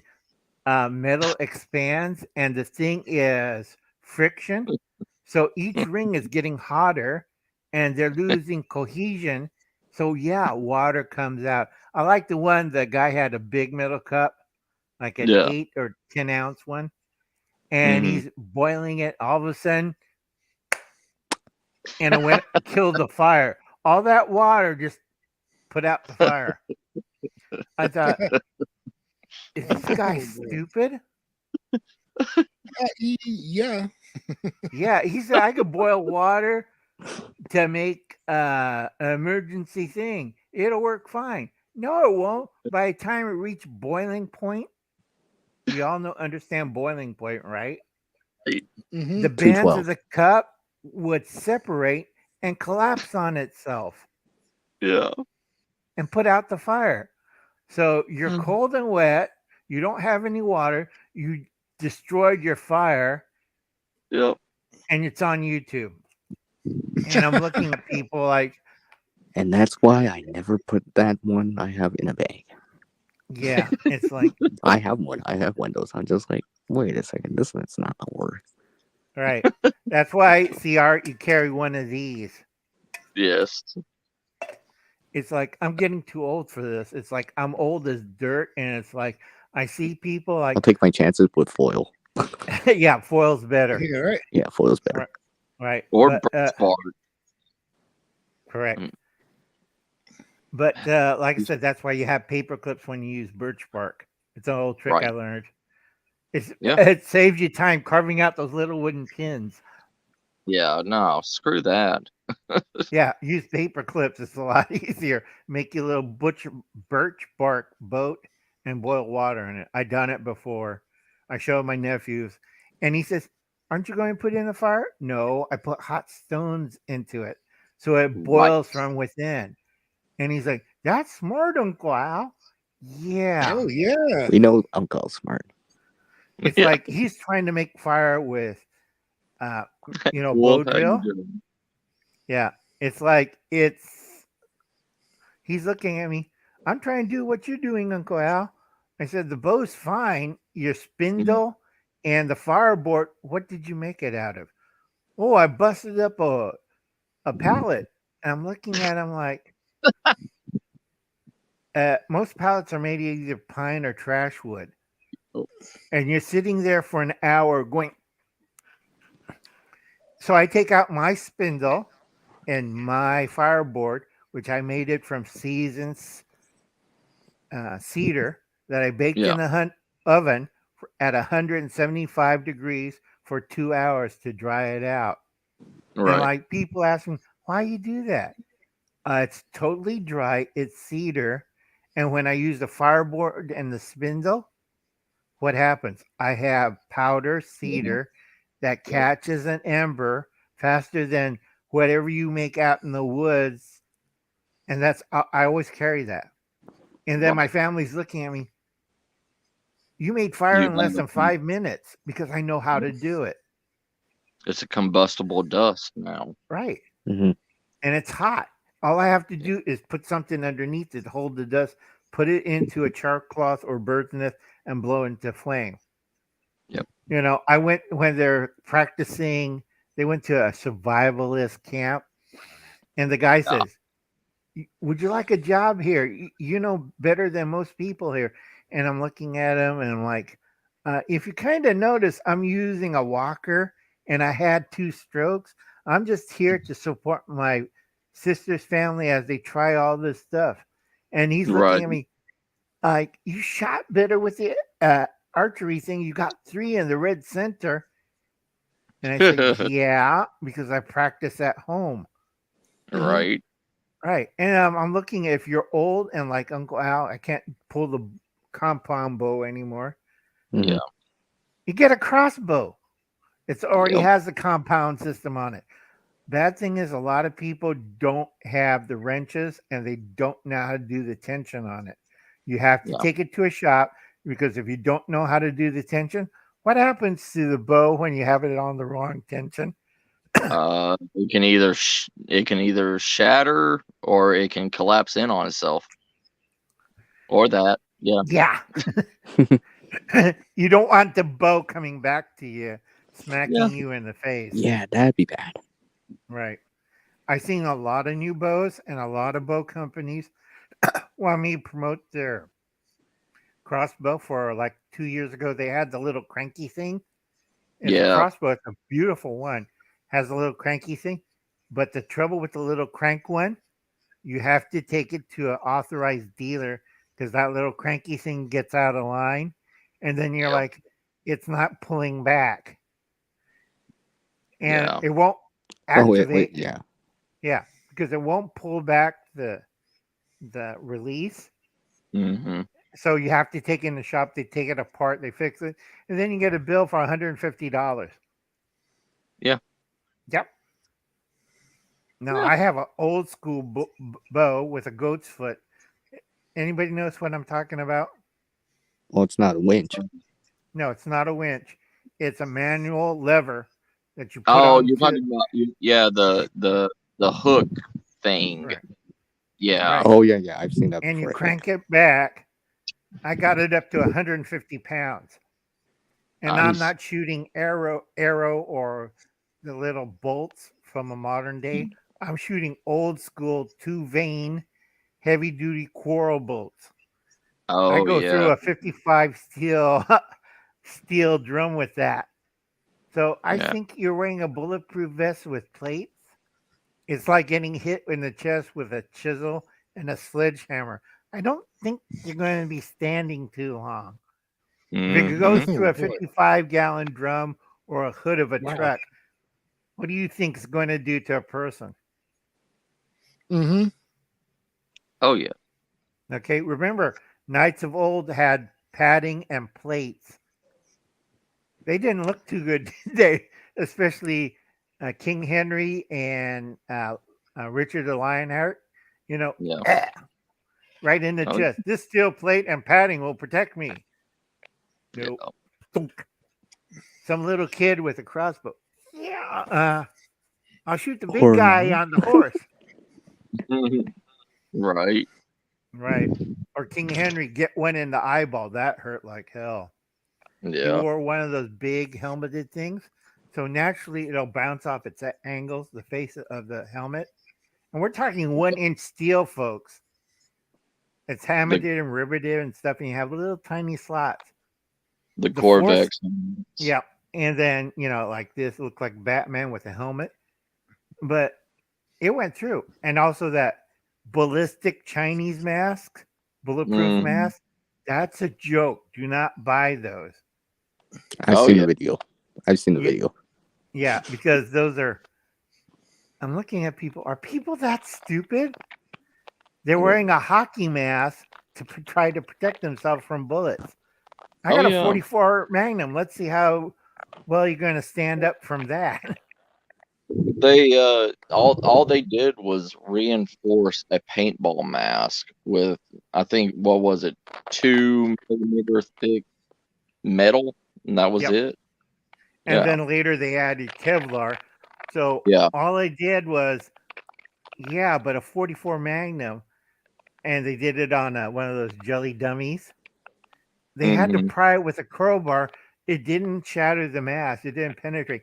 No, the mask deformed, and it went Yep. into the skull with a 45 slug in it, 44 slug in it. So you're pulling out the slug and the mask out of the Jello dummy's forehead, Oh, and yeah. that And causes everything. it's a bigger wound. It didn't went through the mask, but it killed everybody. If it was a real person, you have Right. the 44 slug in your head and the mask. Yeah. Yeah, I it didn't mean, went through.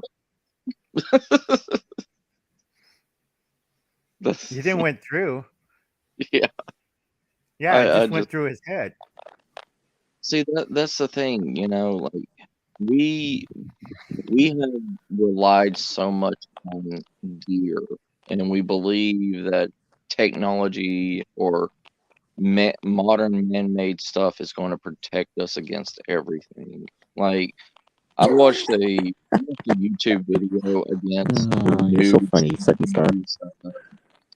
titanium helmet, the one that the military is actually using in the Chinese army.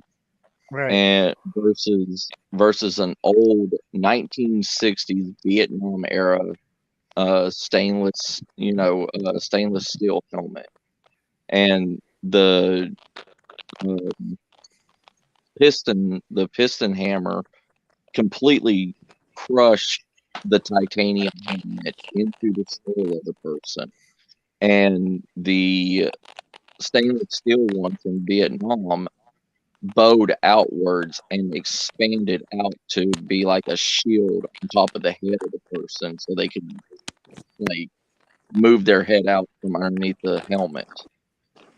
And Yeah. Probably get a little whiplash, but that's it yeah, because of hydroshock. But a lot of people don't understand when they're trying to advance gear, there's something that's going to backfire on them. And it mhm, always cracks me up because I'm doing sometimes videos on personal defense weapons, and I keep telling them there's like 4 different ones where they make the PDF, the personal defense weapon. They designed it from the ground up, like the FMP90. You see on Stargate, that little bugle kind of gun, and it has the yeah, top mark. That was designed ground up, like the M1 carbine. That was hey designed from the Chaz, ground. oh, I was saying hi to Chaz. Oh, hey Tash, but Hey, it's Chaz. like the M1 carbine that was designed from the ground up Right. as a light rifle for people that can't carry a regular Garand, and Yeah. it was supposed to replace the pistol because a lot of people, and I can't say it, I got to think of the word. They're shooting off their penises Yeah. or shoot the Yeah. back of the head of the horse because it was a cavalry pistol. Right. Because it came this close between Luger, Mm-hmm. Luger, and not the current 1911 was the 1903, which had a more Yeah. straighter grip and was based on the 1902 blowback that was in 32 and 38, not special, but 38 auto. Yeah. And it wasn't special. The 38 Special Auto is a different breed. It's a hotter cartridge. The 38 Colt Auto was weaker than a 38 Special from a revolver. Mm-hmm. And that was one of the biggest problems. They didn't like the cartridge. The gun worked Yeah. fine. They liked it. They had no problems. But with the Luger, the problem was the gun's too good. It's like a Ferrari in a truck. Right. Okay. It couldn't withstand um, The velocity. no, not the velocity, the dirt, the grime. It's too Oh, yeah, sensitive. yeah. Yeah. Yeah. That's what I mean. That's Yeah. why it failed the test because it kept jamming under dirt and grime and stuff. They liked it. In Yeah. World War One, if the Germans had the same thing, they would have the 45 and we had the Lugers. That would be a weird situation, wouldn't it? Right. Yeah. Well, it's like See, the first generation of the M16. I mean, it couldn't withstand dirt or grime or anything, but it was a magnificent gun. But right. Special it Forces was uses it as the yeah. black gun. Viet Cong was afraid of it. But if you give it to normal troops like after 68, guess what Mm-hmm. happened? Oh, you Yeah. don't need to clean these guns. You just pee on it and it clean itself. Right. And we Yeah, all know right. what. Also, it's like the Luger, it's ammo sensitive. They Mm-hmm. switched from a bar ammo, which is the ammo inside is bar, and they went to ball ammo, which is the 30 caliber. It's Yeah. dirty. And a lot of these guns jammed up under ball ammo, Ammo. and Yeah. they had a big stink about it. And the army was going, "Whoops, we did a boo boo," and a lot of senators chewed their asses out because they went from bar ammo to ball ammo, and they say we're just saving money here. Yeah. Yeah, but it caused how many deaths? 10,000 deaths because ball ammo swelled up into the chamber and people were taking cleaning rods and trying to clear it Right. out. And then here comes the Viet Cong with a brand new AK-47. Oh yeah, the AKs. Oh yeah. Yeah, but the AKs are like a truck. The only problem with the AK, after a while, what happened to the barrel? Oh, it shot off, and it has looser tolerance. I'll just get another AK. So you get another Yep. AK, spray your area. That's it. It's a Slav's weapon. But if you're trying Yeah. to hit somebody at 200 yards, accurate, Maybe, maybe not. right? It wasn't designed for that. It was good up to 100 feet, and then it uses as a rifle at 200 feet if it's Yeah. shot single shot, not full automatic. With it, One of my yeah, with the um, M16, you could fire 5 rounds automatic if you know how to yeah, do it, and it'll go in a 5-inch circle. Not Yep. bad at 200 yards. You try that with the AK. Well, one went over there, and one went over there, and one hit the target, and the other one hit a bird, and another one it's hit a easy for car. crowd control. Yeah, Mm. it's better than a shotgun. Right. Okay. A lot of complaints out of Africa because they sold the Vietnam era type Yep. AK to them. Yes, comrade, here is an AK from Vietnam. You will like it. And they were complaining because the guns they didn't jam, but they couldn't even hit the target because the rifling was so weak. And the Well, it's a barrel, trade-off, right? right? The barrel came out. You know, it's fun. I shot it and the barrel flew off. Yeah. Yeah, it's more But it's more it's reliable, also but less accurate. but those AK-47s were also multi ammoed. Like they could take Right. what 3 different ammos, and that's what was a Russian, big selling. Chinese. Worst one was Yugoslavian because it was Yeah. hotter than the regular ammo, and the Chinese was weaker, and then the Soviets is standard. So Right. you went from standard, weak, hot, and when you Yeah. use the Yugoslavian ammo, that's where all the barrels were coming off the AKs because the AKs weren't what you call it, like the AR. They weren't screwed in; they were pinned in because it's faster production and it's easier and easier to maintain. And if you had like creds and stuff and you need a new barrel, you pop out the pins, put in a new barrel, line it up. That's it. You're good. And Yeah. and you're good to go. And yeah, I seen AKs in mud and stuff. They work fine. But you try Yeah. that with an M16, no way. That's why they tried so desperately to sell it off to Africa because of the conditions that's out there. They're like, oh, this is a selling point for them, because of dust and dirt and grime and everything all over the place. So, Yeah, but and they're after a while, they were starting selling those for $15 an each, and everybody Oh, was going after the HK or FMs or the M16s or the other models, yeah, because a lot of people learn like this sucked.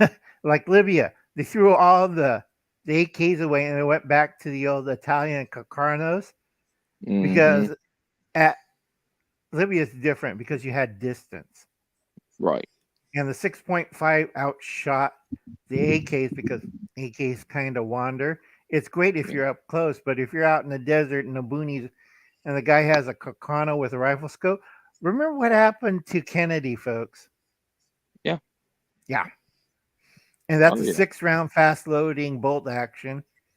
And you've seen the CBS test. Yeah, they just shot out the window and hit the car every time. So you're a guy with the AK and this old guy with a Carcano is like, I'm going to get an AK today.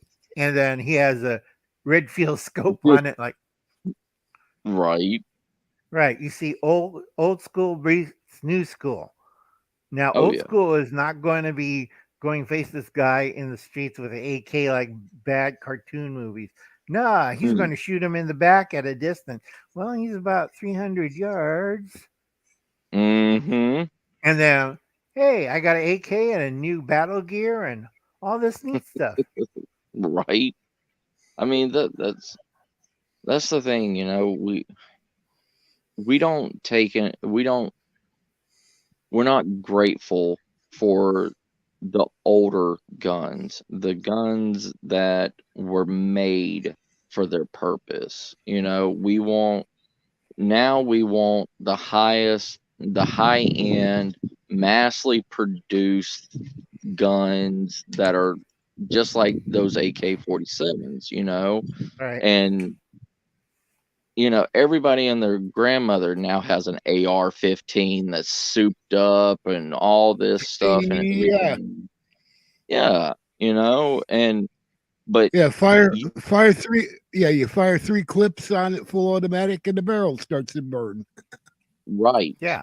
and you know, a good 30, you know, a 30-06 with a good scope on it, I can take out anybody with a single bullet, you know, and that AK, you know, that AR-15 isn't going to touch me until they get past my sights, you know, and Right. they're But never even going to see me until, you know, until the bullet hits them.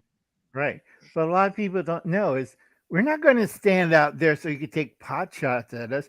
We're going to be Right. hiding in the bush and behind Oh yeah. good barriers because people, I keep telling you, there's cover and concealment. Cover is you can't shoot through. Concealment, they put bullet holes in you. Mm-hmm. Yes, I got to do sir. a commercial break for me. You're good. Go ahead, Uncle Al. That way they don't tag me again on YouTube. They keep cutting my hours. I Really? lost like 6 last night because I I'm typed sorry. in my Uncle Al. link. This way I could outfox them. Go, sir. But Hold but on. like I Let said, me put you on big screen. Hold on. okay. Well, let me remember how to do this. Layout, big screen.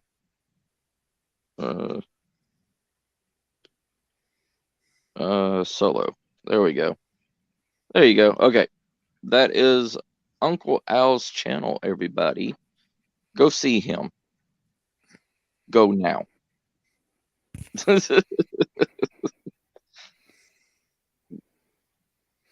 All right, Uncle Al. Okay. They But like they I said, go ahead. oh, I was gonna say they now reestablish the on computers. If you click on the oh, what did I hit? If they click on the 3 buttons now, they're allowing you to go to that channel again. Yeah. Remember when they took it away? But Mhm. now you can go back to people's channels again by clicking on the 3 buttons on the side chat. Oh yeah. So Well, that's if good. y'all see, go ahead and type in the chat, Uncle Al, and they can click on your name and go to your channel also. I don't Just say think I could hi or do it something in the chat. on because I'm on StreamYard and I don't have my phone with me Oh, because okay. it's charging. I can't type it in, but Ah, yeah, everybody's seeing well, they can my find you in the chat. yeah. But like I said, folks, it's more funnier when we're talking about firearms because I do study PDRs, PDW, sorry, Yeah. PDWs, and then you have the chopped, whatchamacallit, Oh, uh, really? shortened rifles.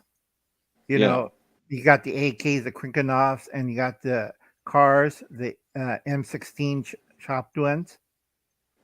So I tell people you're gaining and losing things because you ever seen a Krinkov shot at full auto? I went to one of those auto demonstrations. That thing Yeah. pulls out a 6-foot flame. You try to shoot that in Really? a confined space, yeah. They call it a dragon in Southeast Asia. That's why they have that Oh, okay. I know what you're weird talking about. yeah, the Krinkov. Yeah.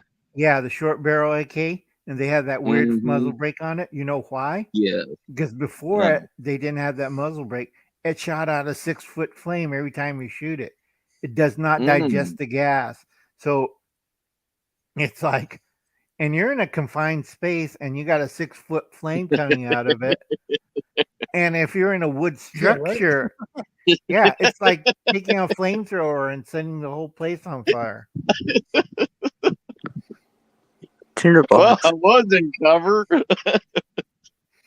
Yeah, but also another problem with the car is short barrel, but that's why they put that weird suppressor muzzle brake on it. Yeah, If you, they were using it to search ship holds, then they switched back to some machine guns.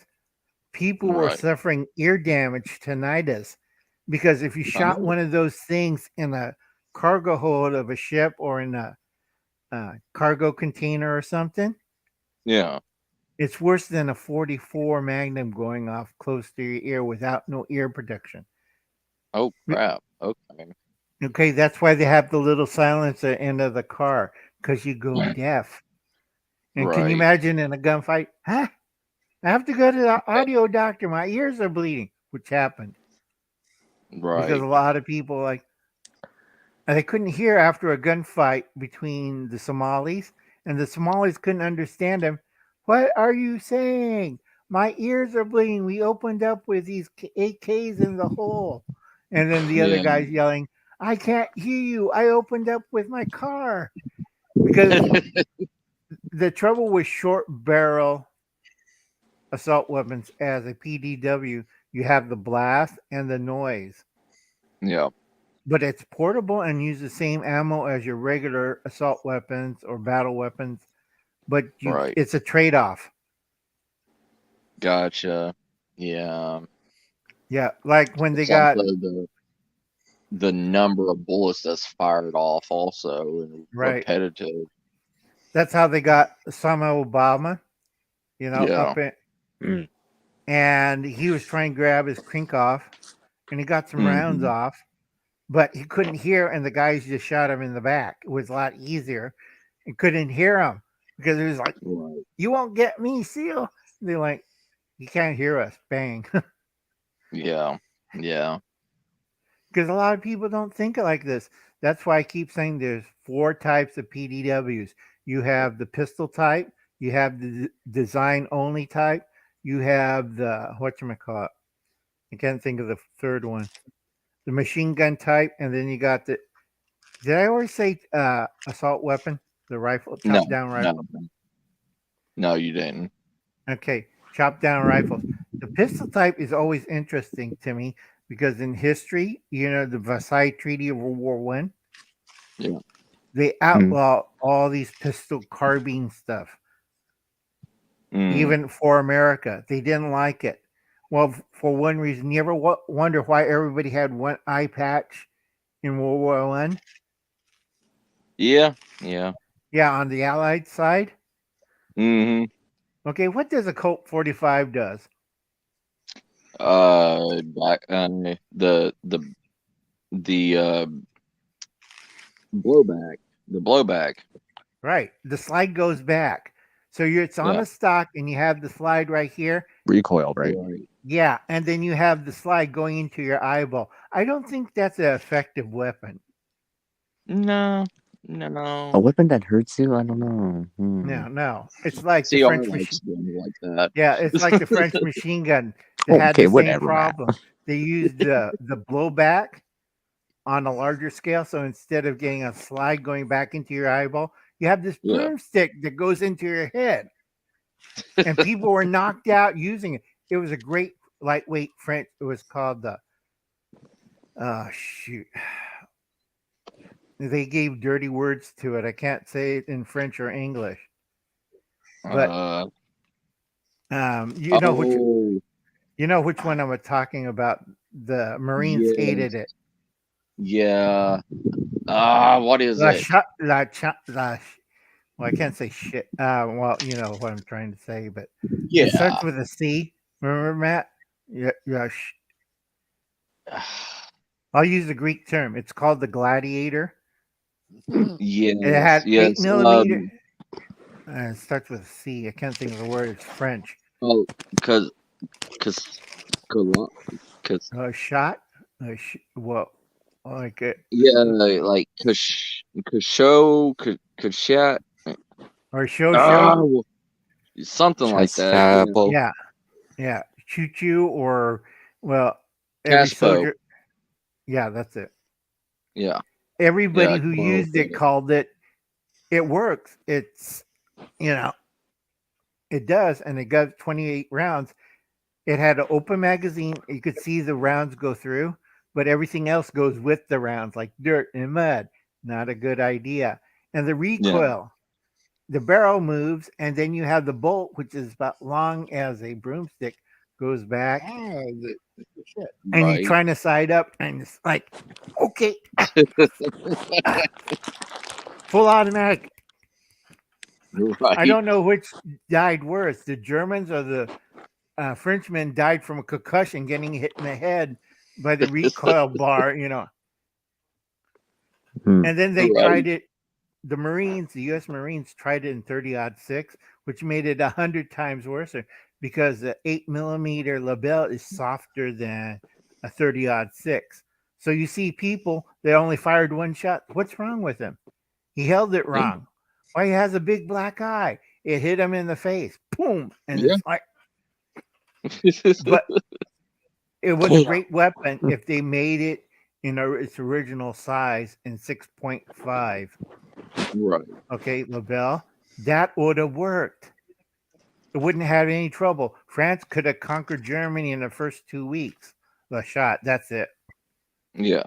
What conquered France in 2 weeks with it, but was designed by old school people. Yeah, we know what we're doing. No, they didn't. And Yeah. they say, we'll take out this caliber and we'll put this in, we'll add this, remove the closed box and put in because the original box was side fed and only had 12 rounds. And Right. then they put the 30-round clip that didn't hold 30, it only held 25 and had open sights so you could count the rounds. Okay. The the only gun that I like, handgun that I loved, it was after World War II. It was like the German, not the what is it? P38. The one, yeah, the one that could turn into, that had a wooden rifle stock butt on it There's that could 3 fire of them. 3 rounds. There's 3 of them. That's the Mauser that fires 3 rounds, Yeah. the broom handle, and then you had the P38 that had the stock, that single shot, and then you had the snail drum from World War One that causes all the Versailles bands on it because it's too effective. That And one. That's it. Luger, that was the Luger. Why? Because Yeah. the action goes up. Right. Remember the toggle? So it doesn't Yeah. hit you in the head. And Right. you can fire 3 rounds off of it. But they found out when they did it full automatic, it's too Yes, light. Beth. Yeah, it's too light. So they had to add the snail drum to weigh it down. Right. Okay. Because if you fire full automatic with 8 rounds, it goes up. Mhm. So it Right. didn't work. But when they used 8 rounds on semi-automatic, it worked. It worked great. Everybody feared it because you got a pocket pistol or a pistol on your belt that could turn into a carbine, and you got this Yes. bolt action rifle, and you're trying to, and Mhm. you're in close quarters, and boom, boom, and then and Right. you're still trying to work the bolt, and you already got shot twice. That's Yeah. why they banned it. That's why they banned it on the whatchamacallit. Can't think Beth's gonna drop your link, Uncle Al. Uncle Al, Die Bullfrog 79. Oh, thank you. Yeah. There you He's go. very knowledgeable. Yeah. Boop. There we go. He's sharp like a Sharpie.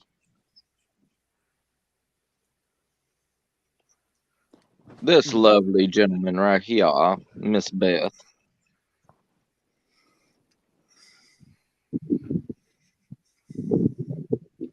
Nice. Uncle Al. All right, she's got you, Uncle Al. Okay. But like I She said, will drop your link. There we go. See? Told you.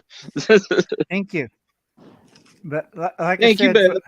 thank you, Beth. Like I said, folks, the big thing is the Versailles Treaty in Paris banned it because all countries feared it, the same as the broom handle Mauser, because it Mhm. took 10 rounds and was on a stripper clip. The only problem is it had the bolt going back, so a lot of people were kind of leery about it. But it Right. still shot faster than any other bolt action rifle. They used a lot of it in the next war in Ireland, the Irish Revolution. Everybody was shooting everybody with those. They Yeah. got a little wooden stock and they pull it out, and here you are with the Enfield 10 rounds, British soldier with a bayonet, and then pow pow, and then here's an Irishman with a new Enfield and a bayonet. Right. Right, because a lot of Right. people don't know that's where personal defense weapons come in, and that's why a Yes. lot of government bans whatchamacallit, pistol stock weapons for two reasons. One, for safety reasons, because a lot of people, I'll just put my face really close to this 911. Yeah, Right. yeah, clunk. What happened to him? His gun killed him. You mean it Yeah. shot him? I No, carry a the slide. 911. Yeah, you see how far that slide goes back. So it's Yeah. on a stock and you're trying to look down the sight. I don't think so. I carry a 1948 1911 that was issued to me through my security service, and they're like, well, this is the, everybody carries 9mm and everything, we're out of stock and everything, but we got this old 1911 that you can have. I was like, Wow. okay. I was like, Yeah, right. how much do you want for that? Because they were just going to rent it out to me, and I was like, how much you want for that? And they're like, well, it's an old gun, so like $50. I was like, Good deal. sold. Yeah, and it's been my service weapon ever since. Right, because a And lot of people nobody. don't understand you could retune these things back up to par Yep. fairly easy. And they don't understand that because the 1911 is one of the best guns to do that. It's crappy Yes. as a machine gun, it's crappy as a shoulder stock. But I seen one with a 30 round clip, shot semi automatic. It was designed for the early biplanes so they could Right. stick into it. Yeah. And they put their hand out of the airplane and open fire on the German plane. Because if the Yeah. machine guns failed, that's the only weapon they had. And Yeah. it I did still have work. the original 7-round clip. Yeah, it gets hilarious after a while because I've seen gangsters trying to do it, and they Oh found yeah. out if they put down full automatic, they need a Thompson foregrip in front of it to hold the gun down because the Yep. slide would be moving so fast and backwards. Oh yeah. It's like John Dillinger complained he broke his hand because he had one of those pocket machine guns and was set so fast that he had to tone it down to about 400 rounds because the original speed was 1100 rounds, and he broke his left hand. You see those Dillinger photographs where his left hand's all mangled up? He was Yes. using that kind of gun and it broke it. The cops didn't shoot it out of his hand. The reaction of the slide pound, Oh yeah. yeah. And he had an Me. extended clip too. Yeah. Mine. Like when I walk out, if there's anything going on or anything, like security officers always get the shit. They always get made fun of because they carry a small little Glock 9mm or whatever with them, And when I come out, I carry this beast on my side that's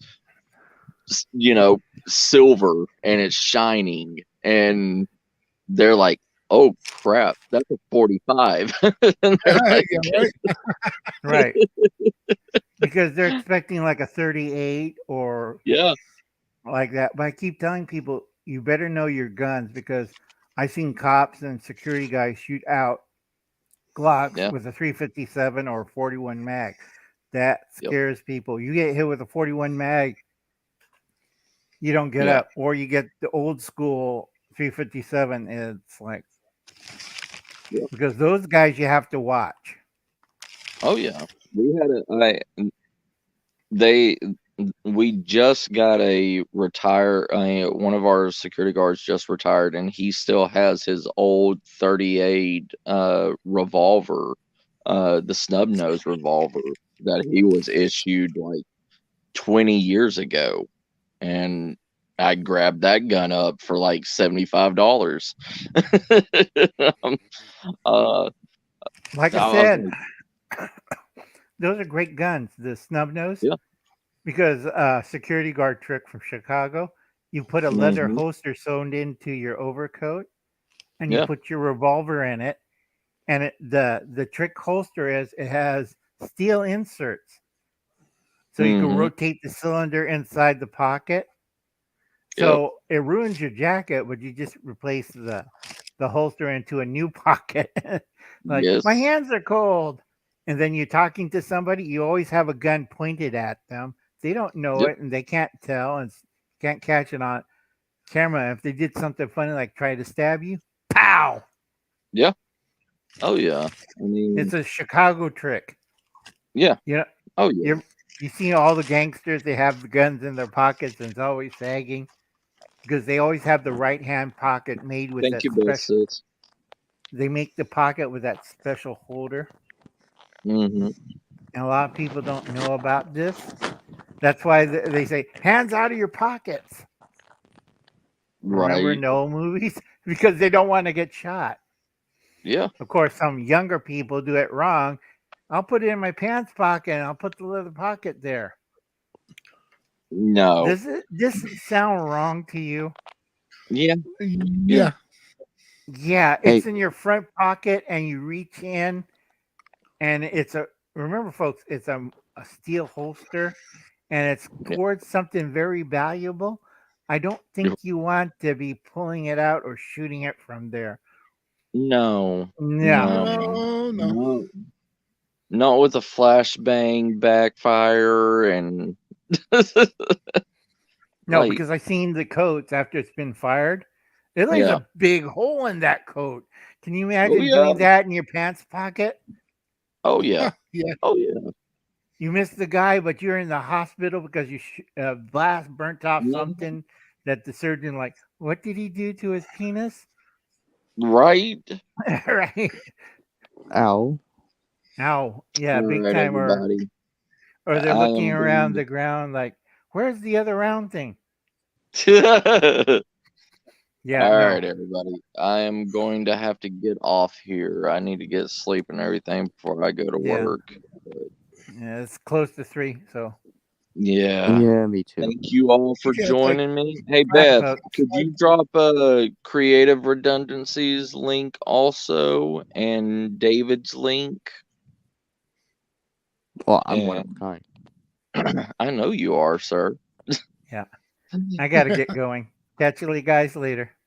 Take care, care, Uncle Uncle Al. Yep. All right, everybody.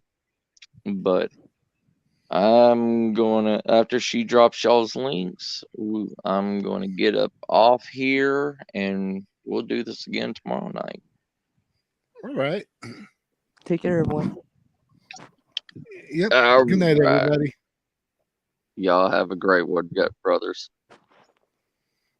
Bye, Matt. Bye, David. Bye, Yep. Good night. CR. Bye, David. Yep. Y'all have a good night, guys. Or good morning. Go get some breakfast for me. Yeah, right. Yeah, right. Yeah, get a Bye. 3 hour sleep. I'll be all right. Yeah. Same here. I got like 4. I'm gonna have like 4 hours sleep, something like that.